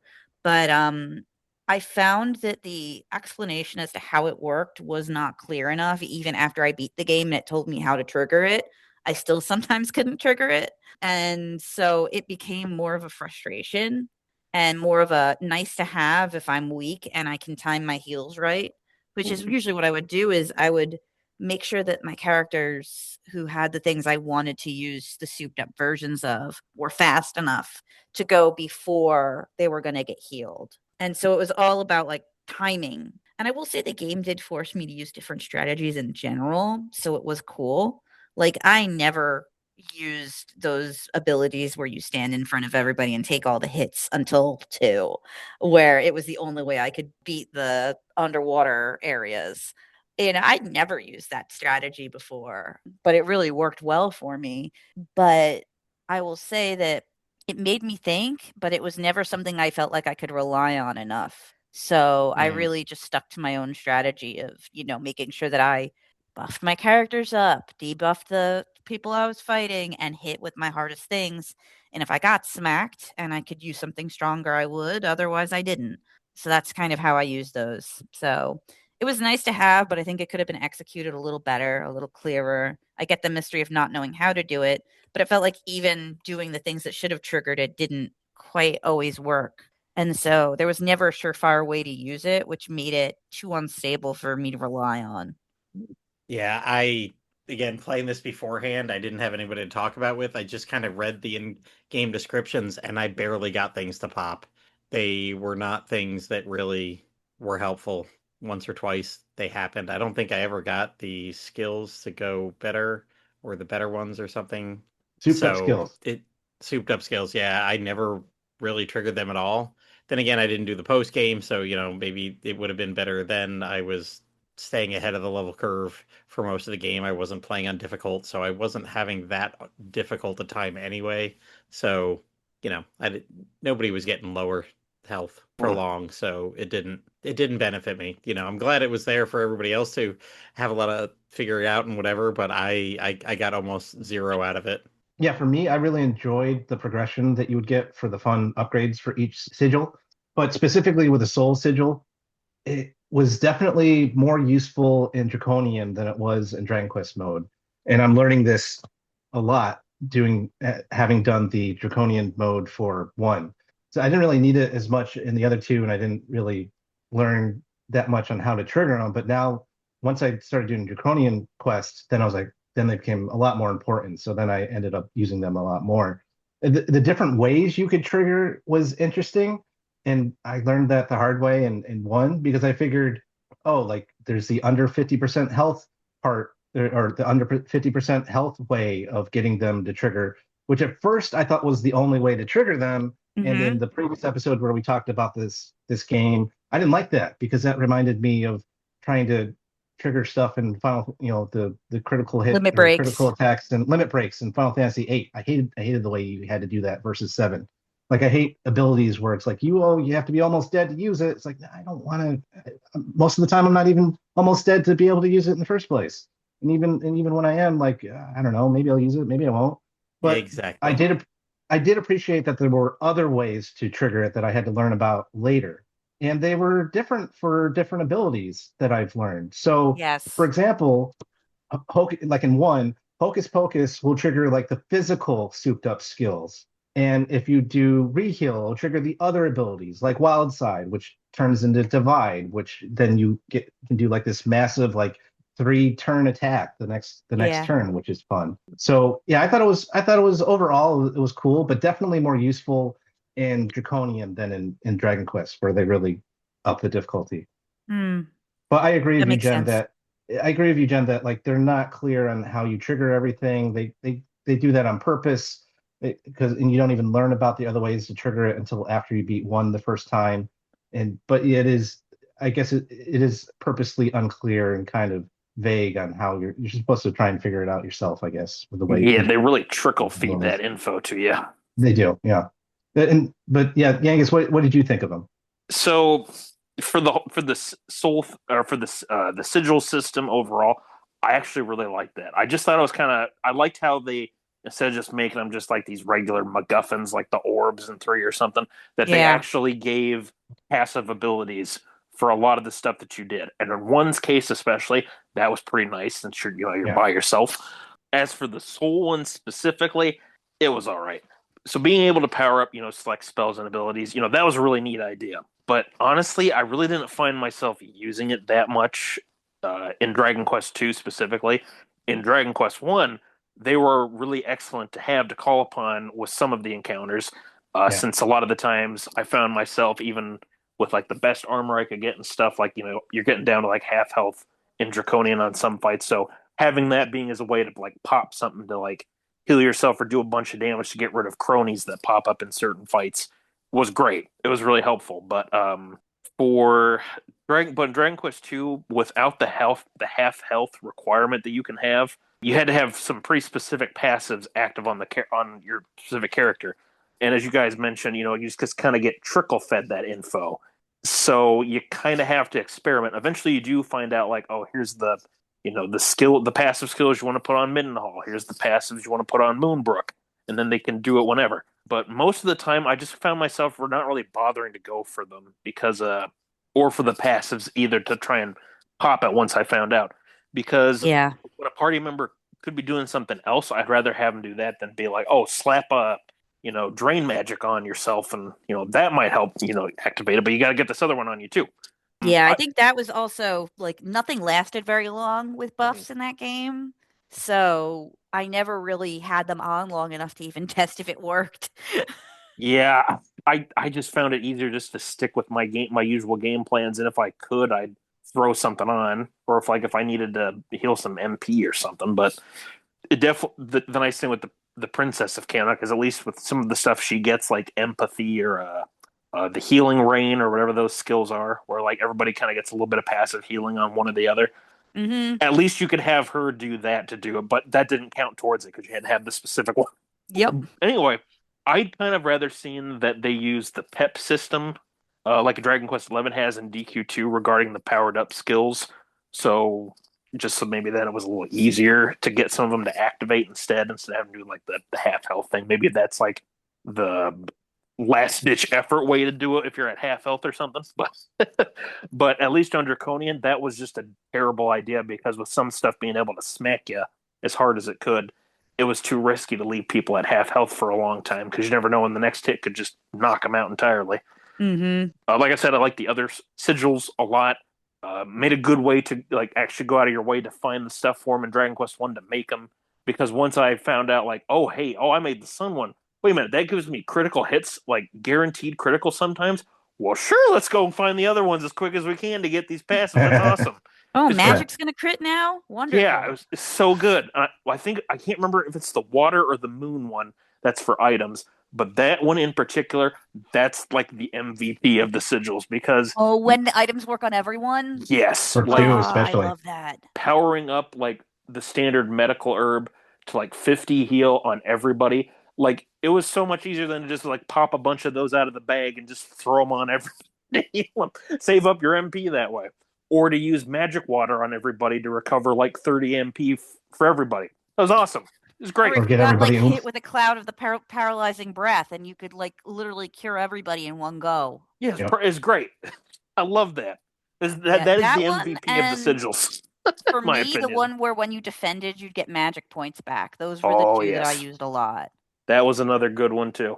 But yeah, So, I like the idea for most of the sigil stuff, but I feel like the soul sigil thing that could have been tweaked just a little bit more to make it just a little easier to do stuff. Or at least have it like once you figured out something like you had like a little extra pop-up menu in battles that's like, hey, if you want to use this, here's what you gotta do. Like once you figure it out. so what are our thoughts on the expansion of the story in general and for our party members in both games? And we'll start with Platy. Number two was perfect. 10 out of 10 game. Number one, I don't know. It was a lot of going back and forth and fairy this and fairy that. And I I liked the simplicity of one. And this just became, I don't know, because you're so limited in terms of where you can go, you're revisiting and like, oh, the fairies are getting attacked again. Let's go back there. Oh, the city's under attack. Let's go back there. We got to protect this city.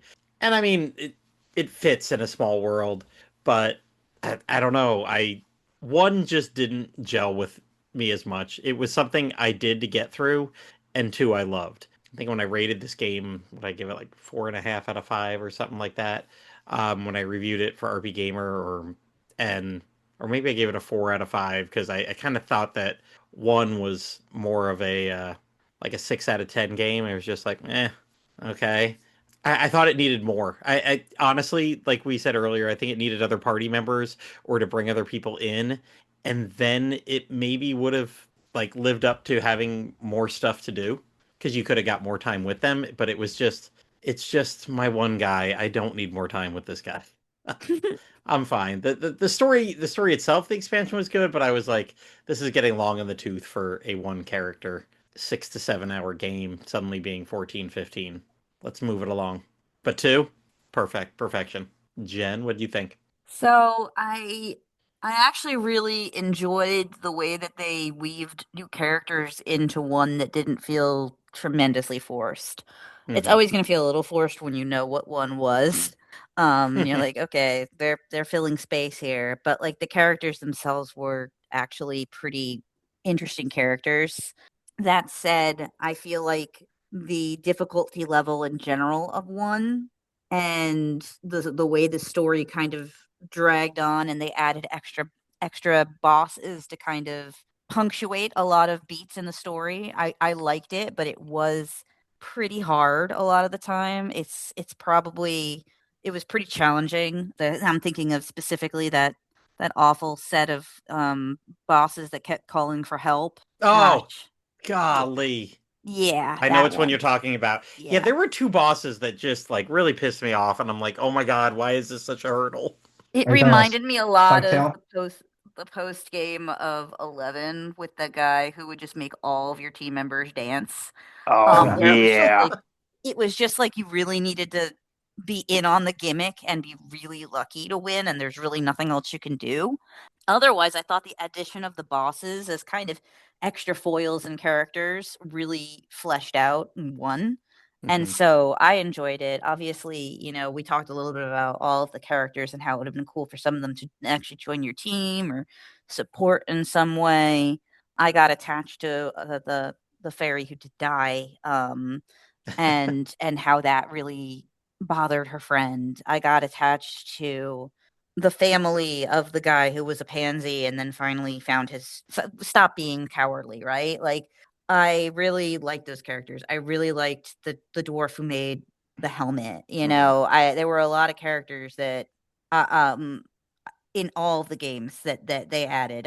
I'm trying to think of like a ridiculous amount of characters they added in 2 as well, but like in every game, 3, 2, and 1, they added all these amazing characters, and I never felt like they were really forced. Mhm. So in 1, yeah, maybe it was a little too long, but I liked it a lot. In 2, man, you couldn't have done it better. I think that the way they kind of even like had the simplest thing like interactions with the mayor and his daughter in Rippleport, who looks an awful lot like Lulu from Builders 2, who's from Rippleport. There's all these little like nods and winks and nudges to every other game because of these new characters that I think it was really like a labor of love. You could tell it was. And seeing the cousins interacting into the little fist bumps that Kanek and Middenhall would do, the way that Moonbrook tried to be strong and then finally was strong after getting through that grief. The growth of Kanek's sister, especially thinking about her as, when you first kind of have her tagging along with you, she's like, "Oh, I want to adventure. I want to adventure." And then the second time she joins you, you go back into her room after she's on your team and you read her letter apologizing to her parents for dying in battle. That growth of her character is just tremendous and not something you saw in the original at all. So I thought that it was it was a needed addition. If they were going to do it, they had to do it as well as they did it because anything else would have fallen short. Mm-hmm. I don't like type any notes down for this one. I got to the point where I'm like, no, you didn't. You got no, nothing to fall back on. I know.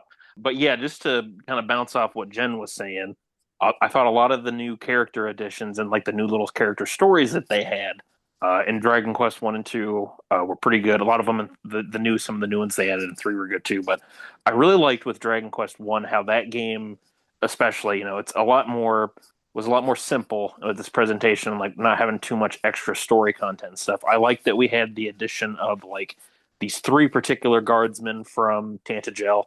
One of them, who you find out is the descendant of the smith that was from Dragon Quest 3 that escaped there from Japan, because he ends up using the forging hammer to smack away. Which again, there's another shout out to Dragon Quest 11. Because he gets his courage and he fights and he tries to fight off the monsters that are attacking later on when the monsters are looking for the ultimate key. I really liked how they gave Gwaylin a lot more screen time, because I thought that was really interesting how the Dragon Lord and his minions were trying to break her mind by constantly making her think like, oh, her mother's here, her father's here to talk to her. And finally, it's that vision of the hero that she's finally like, wait a minute. You're not like the other ones. I think you might actually be real. Such a good scene. You're right. Mm-hmm. I really liked that they also made her like kind of the voice for Rubus, since Rubus is out of world at that point. Which that was funny too, that they kept constantly being like, yeah, Rubus is busy somewhere else.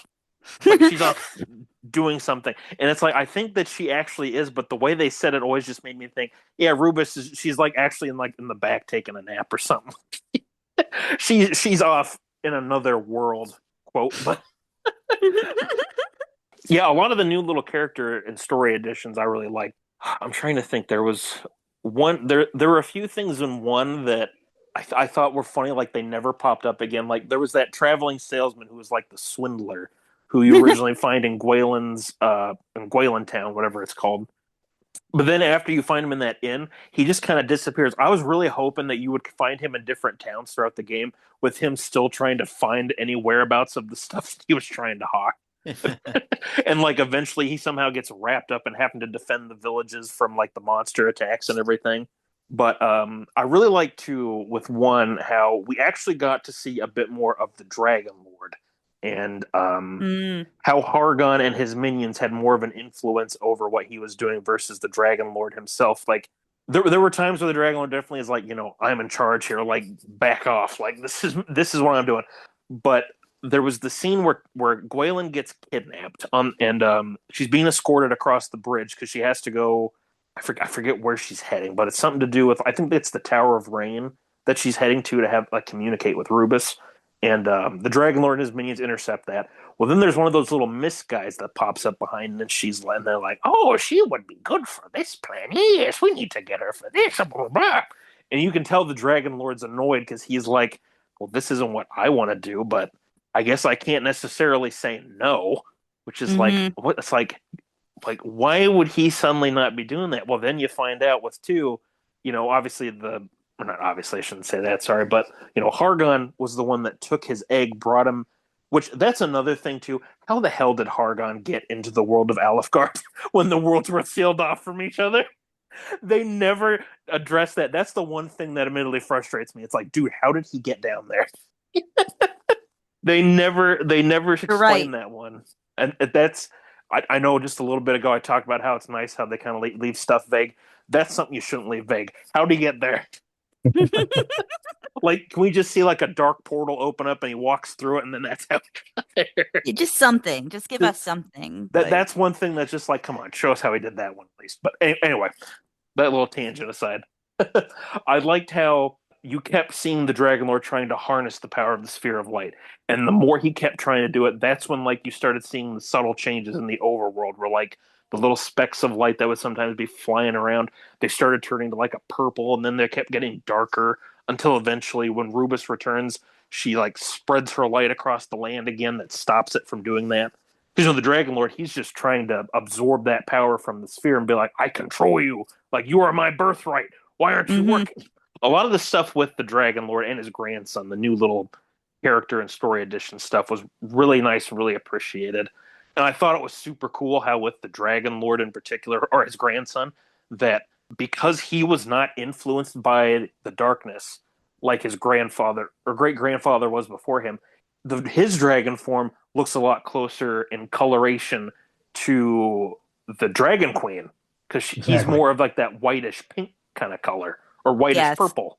I thought that was really cool. It's like that's a really cool thing that the darkness was made the Dragon Lord, his big purple self, but without that, he looks more like the Dragon Queen. That's so cool. And that's why he can use the Spear of Light, unlike the Dragon Lord, where he couldn't because he's too evil. Mm-hmm. I thought that was a cool little callback to the Dragon Queen. She only has so much screen time, so seeing one of her descendants looking like her, like scale color wise and all that was really cool. Nice little shout out to the ancestor there. But yeah, a lot of the new little story beats between the cousins and 2 were great. I thought like them incorporating these different little the different species of mythical creatures like fairies, mermaids, and stuff. That was kind of cool, seeing how there's more to the world than just the humans.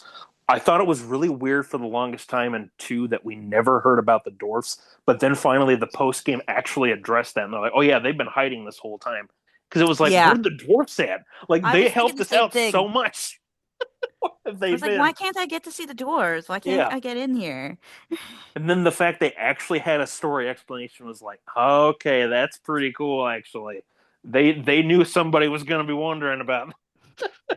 But yeah, I really liked a lot of this stuff. The 2 things I would say though, that for all the little extensions that they did for like characters and their stories and whatnot, I'm surprised that Zoma didn't get more of a mention than he did in the few points, because like the only times in Dragon Quest 1 that I saw him mentioned were in the optional books you could read on bookshelves in certain towns. It was like maybe 2 locations, and then Malroth, which I know he doesn't really have much dialogue or any sort of characterization in the original and like previous remakes, but I'm surprised that when he appeared that he didn't like have something like he said, or like there were like hints of him like starting to break through, just like quick little visions of him or something, just a little, just a teeny bit more characterization for the big guy, since he just really pops up at the very end. I'm surprised that they just did that again and didn't like try and other than the one thing that Pazuzu says where it's like it's a god of destruction or something like that. Just a little thing where it's like some like creepy voice or something that's like Malra. I don't know. It's very little nitpicks for that, but otherwise everything else is done very well and feels very natural in the game. Like even for some of the one-off NPCs you might only see like one time, like the guy who's like the traveling informant that you meet in the ruined town that's east of Munahan. You then find him later on in Durkandor, where he's now trying to get in with the king and become one of his informants. Yep. So yeah, a lot of really good little story bits. What about you, Pendy? What did you think about the new story and party and all that good stuff? Oh, I loved it all. And in particular, because you guys have been talking about moments that teared you up, I had the 2 moments for me in both games were Arm Twister, who's the fairy who dies in 1. Oh. That teared me up a lot, especially seeing how much her friend was so devastated by her death and her sacrifice. Mm-hmm. And I appreciated that you got to talk to her again in 2 as well. And she I think she kind of references that as well. Yes. A little bit. Yeah. And so that really tore me up. And then there's a certain, I forget where exactly, because early in the game, there's a few different scenes with her kind of trying to come to pass with her grief about her castle being destroyed and her dad being killed. But the Princess of Moonbrook, when she finally kind of comes to term with her grief, whenever that is in 2, that really made me tear up as well too, because it's very powerful. And like the English voice actress that was doing her lines did such a fantastic job with all of her serious scenes like that. That scene in the Tower of the Moon, not Tower of the Moon, the one where you get the flying water cloth. That's where it was, yeah. Yeah, well, after you beat that boss, like you said, Pendy, like that just was like, oh my gosh, like she's putting her all into that. Mm-hmm. That voice acting, it was very good, very sad. Other little moments in the game that I liked when it came to, I don't know if this is necessarily, I guess it is story related because like you're the descendants of Erdrick, But I did like that you could, and I can't remember if you could do this in previous remakes, but the fact that other people could equip Erdrick's armor was really nice. Because, for Hmm. example, the Princess of Canic, like I had her equip, I think, the helmet and the shield at some point, and probably throughout most of the game once I got it. So I love that you could have other people equip some of that armor. I mean, Having Moonbrook hold the sword was my favorite thing to do. yeah. She looks ridiculous holding that thing. I always think it's too heavy for her. It's funny. I love it too that if you equip them with like the whole ensemble outfit, that they actually all have their own little unique looks for the full Erdrick armor. Oh, really? They all do? Oh, Yes, I needed. I didn't get that. they're not always like the most dramatic, but like if you equip Middenhall, for example, he has the full armor set on, but he doesn't wear a cape because he doesn't normally wear a cape in his default outfit. Mm-hmm. You Mhm. equip it to Canuck though, he gets the whole ensemble, but his orange cape is now part of the costume. Oh, that's Oh, cool. I, I I only didn't I saw it with haven't checked in with Mildenhall. every single one, but when I saw that, I'm like, oh, that's really cool. I'm Actually, gonna go that they back and do did that that. now because I only did it with the obviously the hero of one and then the Mildenhall from two, but I never tried to see if there were any sprite changes with the other characters as well. I'll have to do that now. That's just a great little detail Oh Yeah, I yeah. to was the just game. doing the magic bikini on everybody. I wasn't really, and the dog and cat Yeah, me suits. I didn't too. really think about the other. What do the princes look like in the magic bikini? Did Oh you my put them on gosh, I there? wish they could equip them. That'd be great. I really actually thought the outfits were cute because they weren't Yeah. as like scandalous as, Yeah. the art was for it, especially the Princess of Canix magic bikini. I really liked. It was cute. It was like a little tankini. Yep. She had a A good little magic outfit for it. tankini. Yep. Teeny tanking. But yeah, one and two had some really great scenes for the congratulations tour that you guys referenced before, which I thought was really cool. Like one had some good stuff, but I think two had the best when it came to that congratulation tour, those Mhm. congratulation tour scenes that you could do Oh once you yeah. beat the game. And like one of my favorites was going back to Moonbrook and seeing the reconstruction scene, which they start to do a little bit before that, but then that's like kind of comes to a head after you beat the game. And I thought it was fun. Like even before that, you'd see the soldiers from the different kingdoms coming together to kind of help the people of Moonbrook Yes. that were still left. That was amazing. So I really liked that scene, and I was surprised and pleasantly surprised that so many of those congratulation tour scenes in the different areas of the world that you could go to and two were actually voice acted. So I thought I loved that too. Mhm. And something else that I loved in the story that I thought was really funny was just in general. I love that Robin Hood, he became more of a integral character throughout the whole trilogy because he's such a fan favorite. So they had descendants of him in the other games, at least in one. But when you go to that jail that's in Tantagel, that's above the church, Yeah, and yeah. you go to the bookshelf, I loved reading the old wanted signs for Robin Hood and like these copycat guys. So you had like Bobbin Good and Robin Uzit. Who's that? You get Robin Uzit. Yeah. And Yeah. then like they list like what they're all wanted for, and they're all wanted for indecent exposure among their other crimes, which I thought was hilarious. Yeah, it was great. I love that they did that. So yeah, overall, like the expansion that they did to these characters and to the story for both games, like I really loved it for both games, for one and for two. I thought that was an A plus effort. And it was for me, it was like the strongest improvement in both of those games was from the expanded story that they did in both. Yeah. Before we move on to the bosses, we got to give a shout out to our boy Elmoo, Oh, who had Oh. such he was such a good little character. And I was so sad that they I was really hoping that with the Shenlong thing that one of the wishes was going to Would be be to to bring bring him him back. back. Yes, like have a thing with Ortega, but they I didn't thought do it. so too. I literally was so disappointed. Yeah, he his I never would have thought that a teeny sanguini kick in the bucket would have gotten me, but his was one of the ones that actually did get me to tear up. It's like, oh, damn it, the poor little guy. It I was like, felt and you so got there bad. like, it was like in three, you got there like a minute too late. Yeah. Let's talk about the fact too that he fought off a monster that doesn't appear at any other point in 1 or 2, because you never see those 6-legged lions as a normal enemy ever in 1 or Oh, 2. I didn't think of that, but yeah, I don't Yeah. think there's any teeny swinguinies in 2 though either, though, right? No, with all the other enemies they added, like them putting a teeny sanguini is like, oh well, hey, here we go. A lot of enemies from 6 were added in, if you noticed. Yes, mm. I was very intrigued by the Yeah, additions. but yeah, Elmoo, poor little guy. Ugh. I did appreciate though that the old man that's in that shrine in that area of the game, that if you go talk to him on the next Yeah. floor above, that he does have kind words to say about him. He's like, he Oh, fought yeah. bravely and he was a true little Yeah. hero and stuff like that.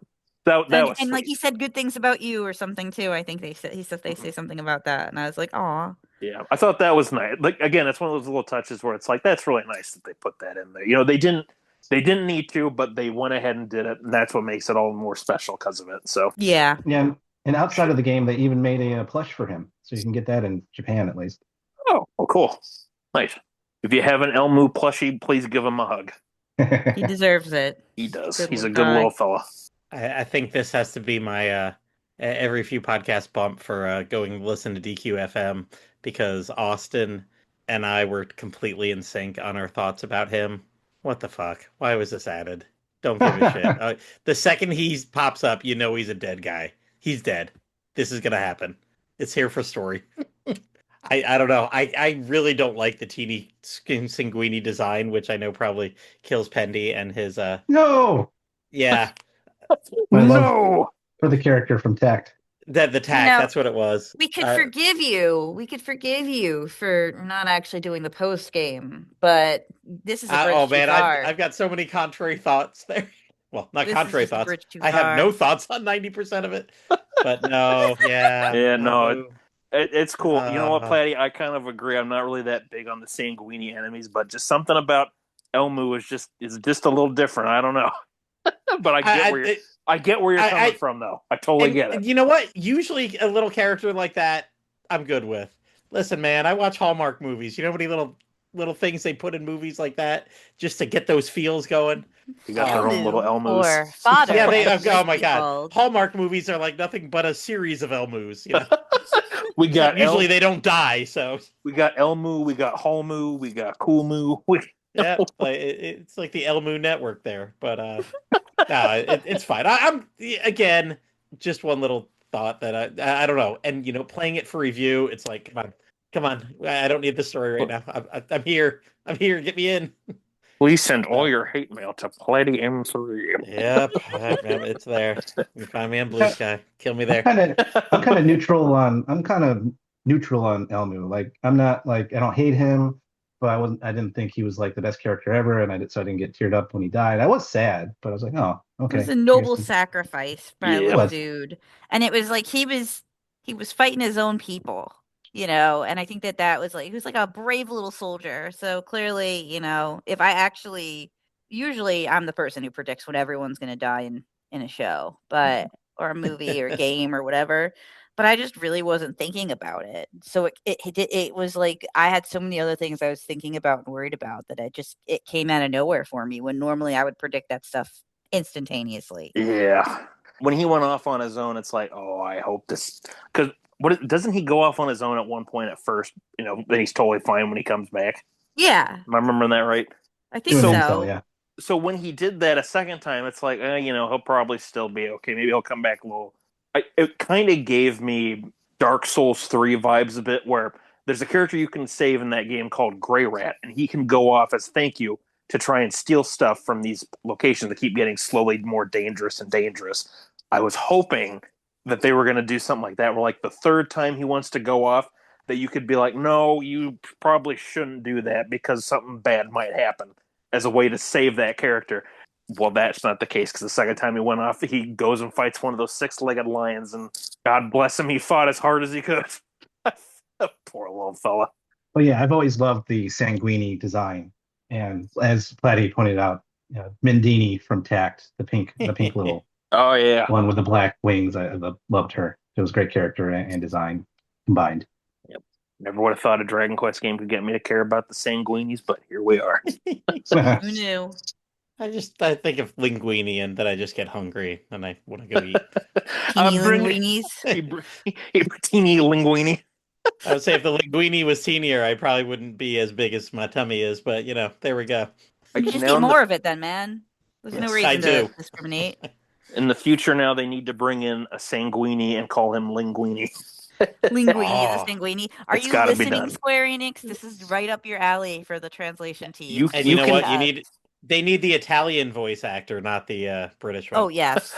Oh yes. It has You to know- be that Italian. You know what? Dumb. Charles Martinet is free now. He's not voicing Mario anymore. Let's have him come in. It's me, Teeny Sanguini. the Sanguini. Yeah. Woohoo! Come on, at this age, is he really charging that much for, a day's worth of recording? See if we can get him on a cameo. Yes. we got to ask him to say something like "I guess the freeze," or something like that. I don't know. Oh boy. Well, then here we go. What are our thoughts on the new bosses in both games and the expansion of the previous bosses, like from the 3 generals of Hargon now into 4 in Dragon Quest II? Go ahead, Pendy. Take it away. Yeah, I loved how they did this in all 3 of the games because it starts with 3 where we have these unexpected new bosses and it continues into 1 and 2. And I really love that they did this. It gave us new challenges to overcome, which I loved. And even around those bosses, we got some new locations to go to as well, some new dungeons and whatnot. Mm-hmm. Especially like 1 when you've got Weirdwood and you've got the place that's up north, which has the broken bridge where you can't get to it at first. And so those are a lot of fun to go through. And then, of course, you got the whole underwater world. Yep. And a lot of those underwater boss fights were just no joke whatsoever. Like those were some of the toughest boss fights that I ran into, like even more so than like the post-game fights. Like the toughest boss I had specifically was going for that pirate ship captain Yep. in Dragon Quest II because I did that before I did the post-game because it was something that you could do before you beat the game. So I was like, well, I guess I'll go ahead and do it. And yeah, that was tough. That was by far like the toughest boss fight I had to go through. The Malrath or the Dragon Lord's grandson, like those are tough, but like or Shenlong, but nothing compared to that stupid pirate ship captain.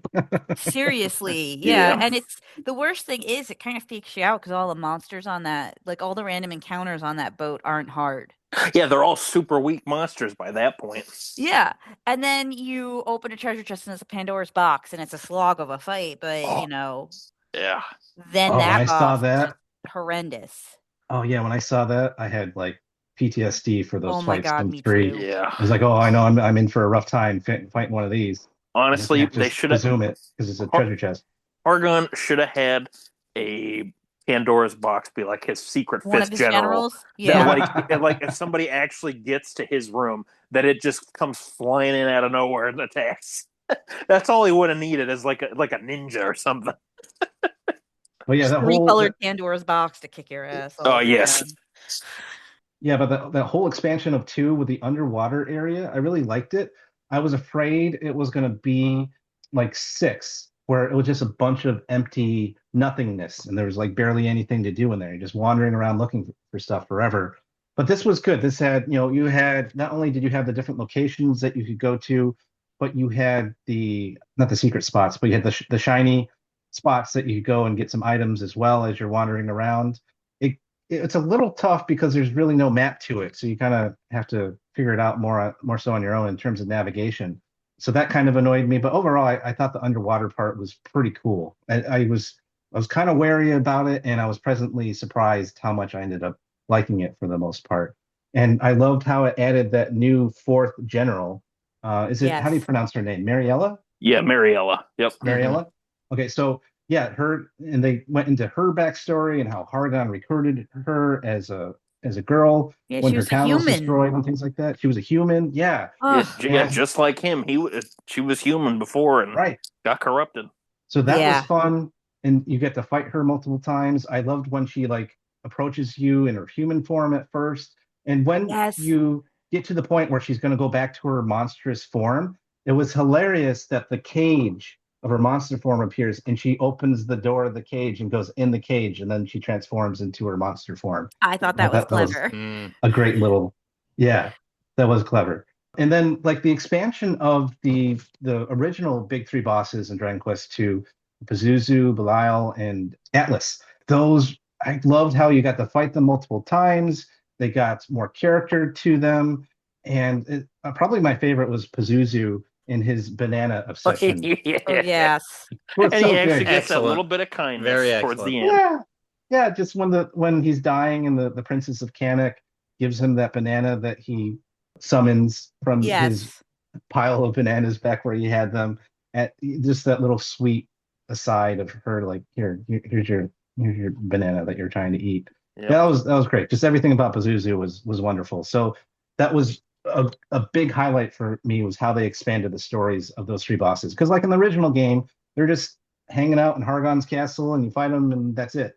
Mhm. So here you actually have some depth to them, which was fantastic. And to the point of when I did the post game, I was actually disappointed that you didn't get to do that boss gauntlet again when you went to beat the game a second time in Hargon's castle. I was kind of disappointed. I was like, oh, I wanted to like go through those story beats and beat the bosses again. But they saved that you had done it before. So when you beat the game a second time, you don't go through that.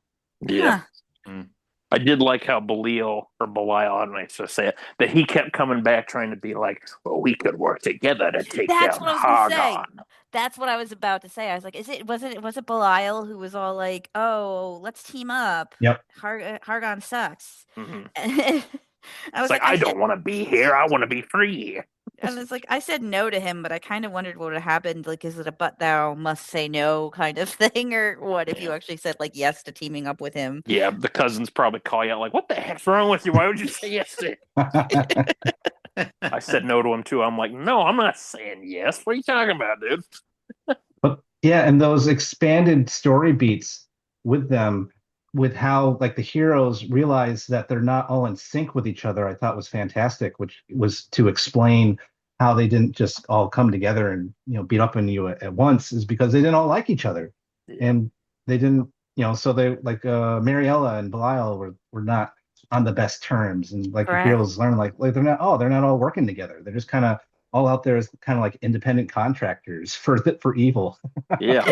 Yeah, the only one that was genuinely loyal was Mariella. Yeah, Yes. exactly.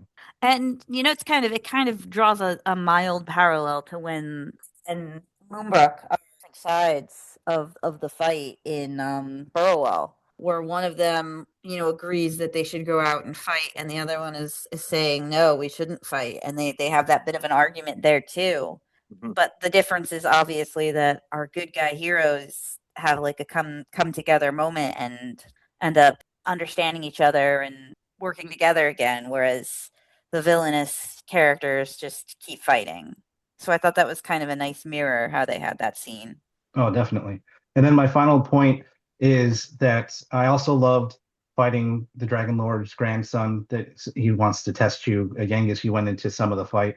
The one point that I'll bring up that I thought was interesting was the fact that he had that ability to cancel out your abilities, which was scary and unexpected in that fight. I was like, oh crap, Oof.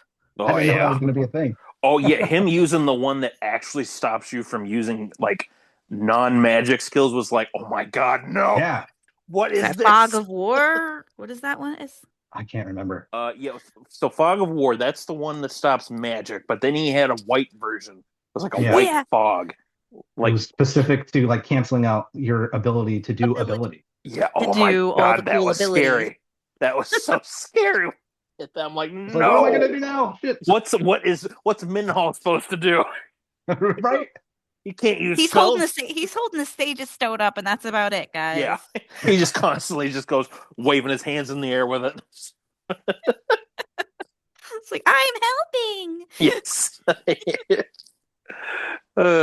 Yeah, Pendy pretty much said everything about the boss needs to be said that I was going to bring up. Definitely the ones that are in the depths of the ocean are incredibly tough in Dragon Quest 2.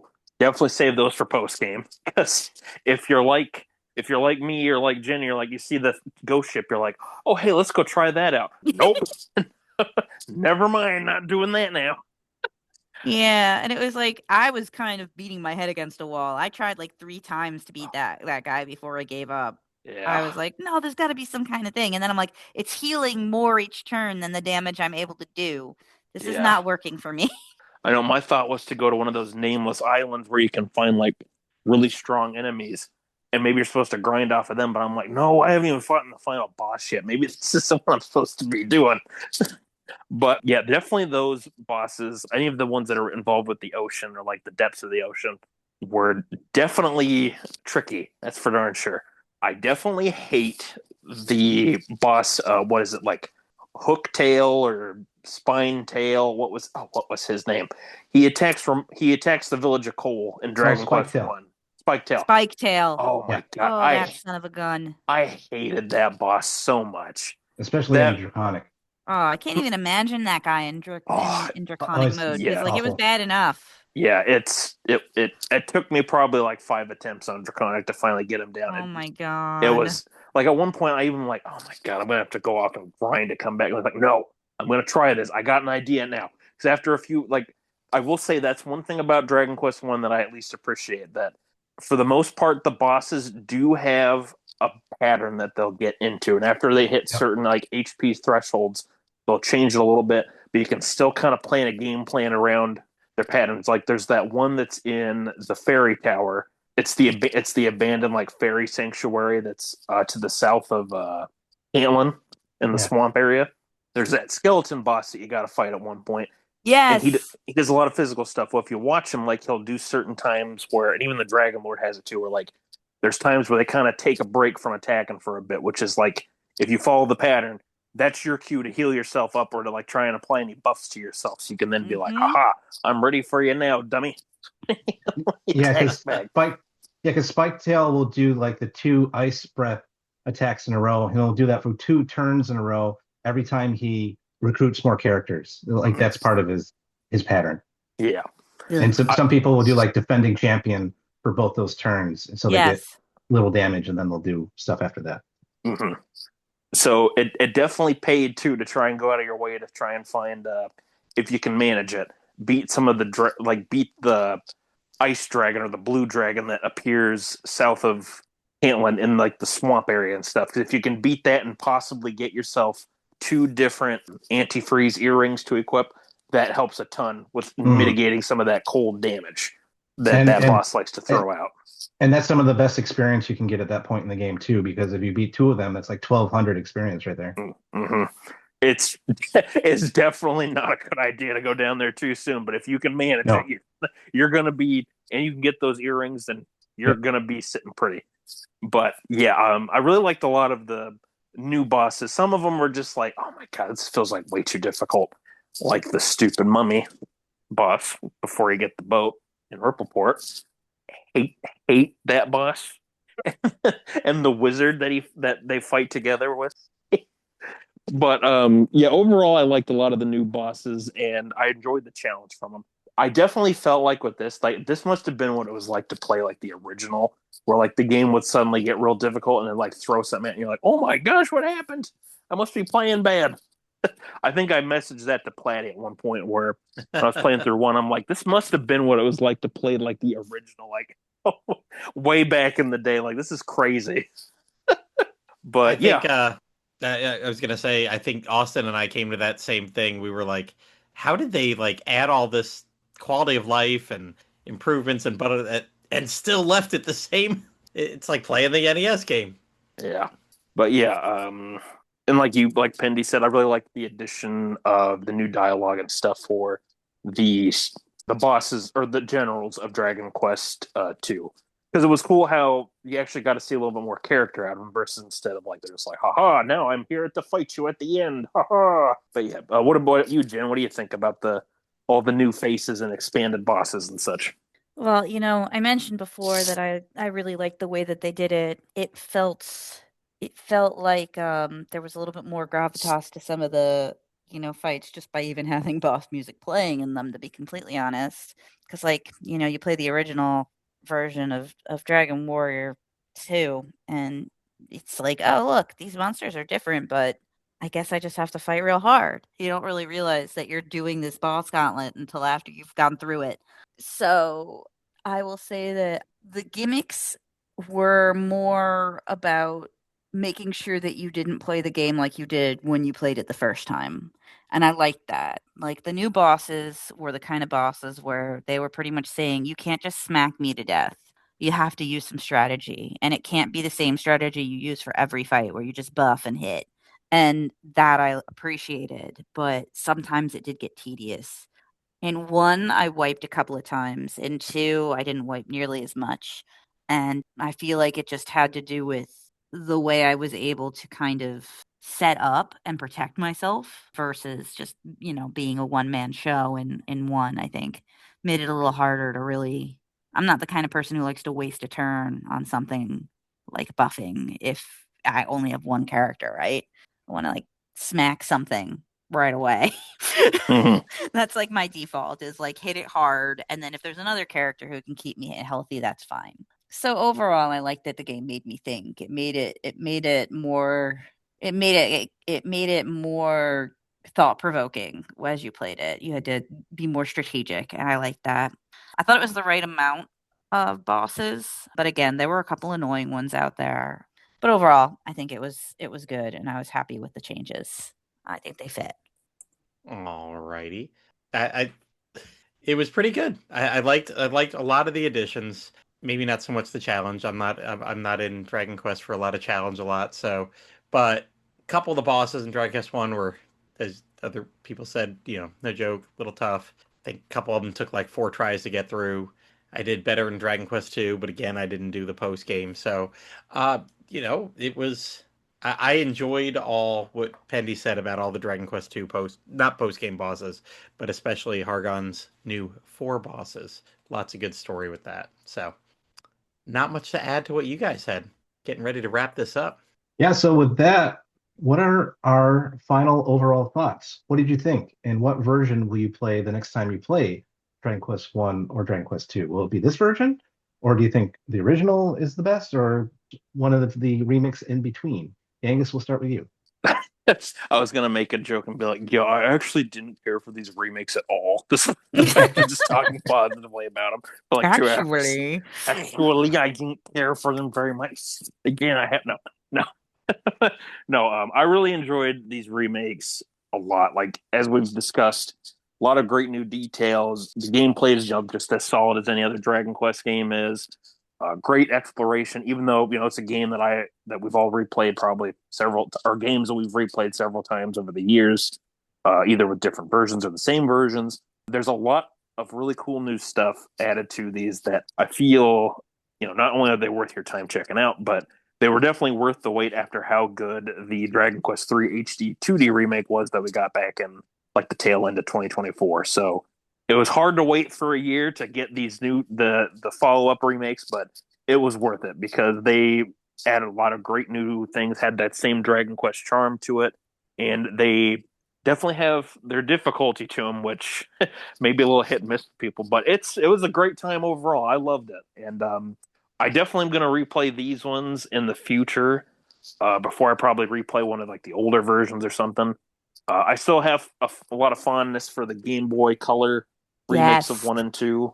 There's just something about the Game Boy Color games. Maybe it's because that's kind of where I first started playing the Dragon Quest games that I got still a bit of a soft spot for it. But I would totally revisit those. But I definitely want to replay Dragon Quest 1 at some point in the future here because I'd love to see carry the princess route and see what that's all like with her in the party the whole time.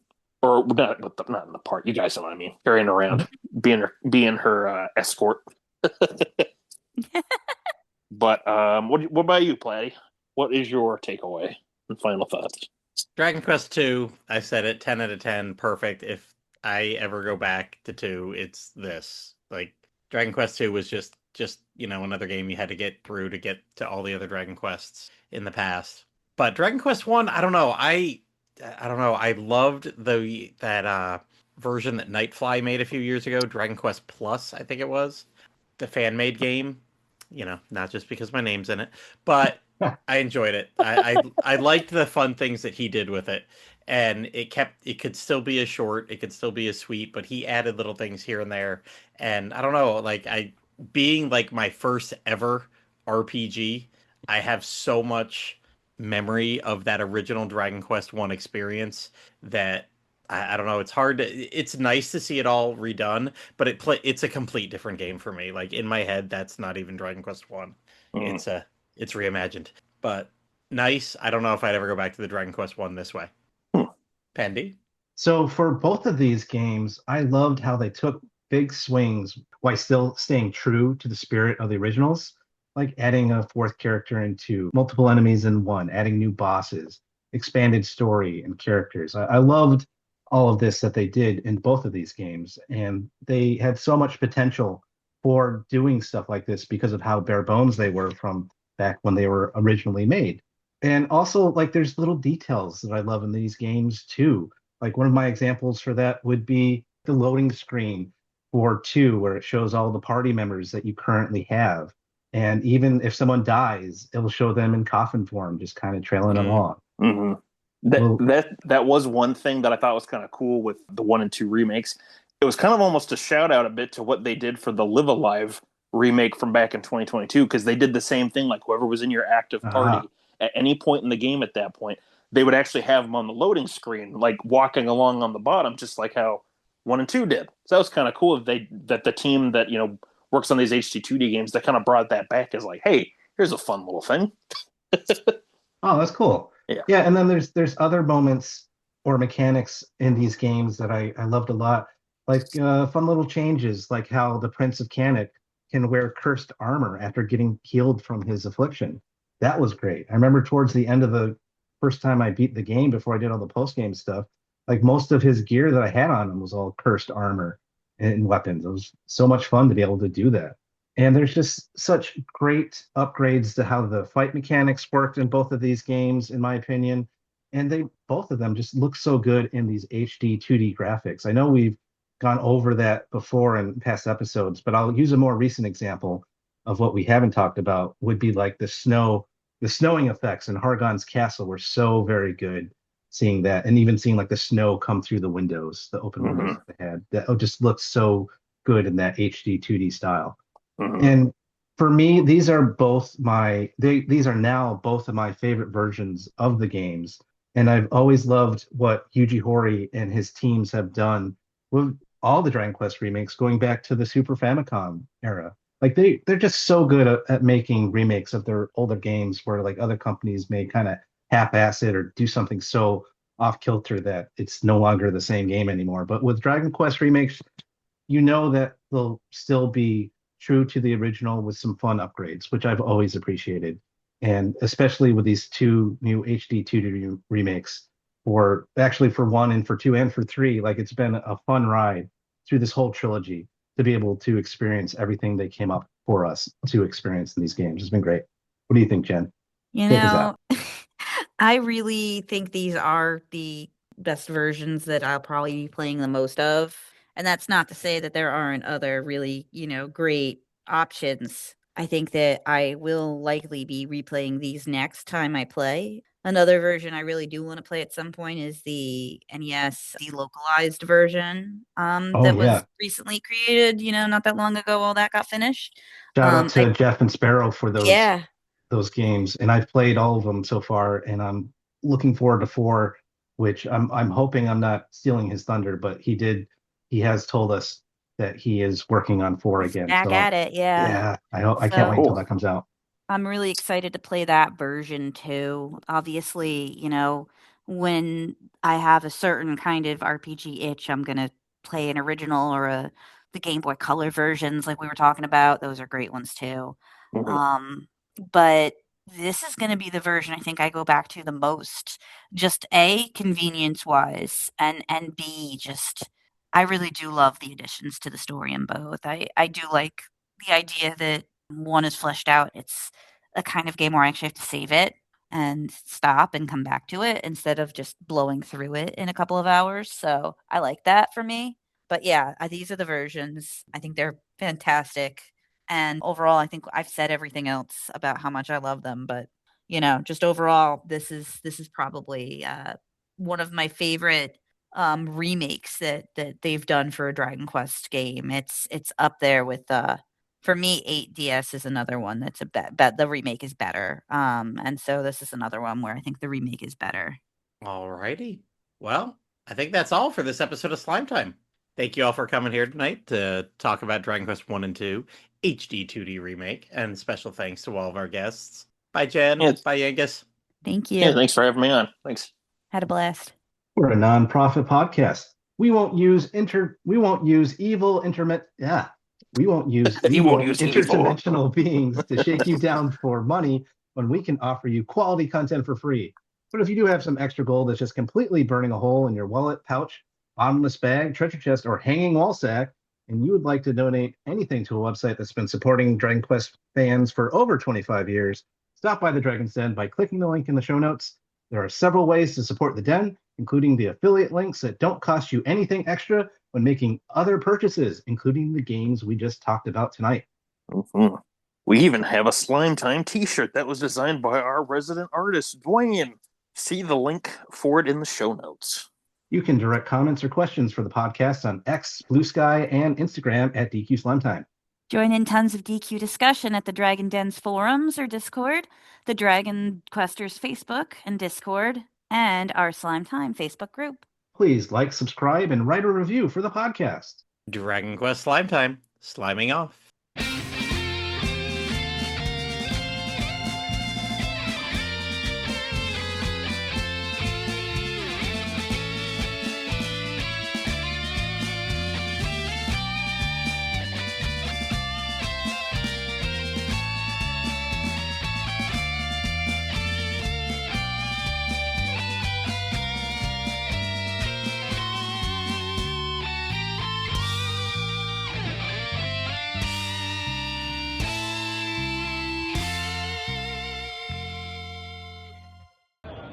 This is Gertrude for Slime Time, reminding you all that you must complete your adventure.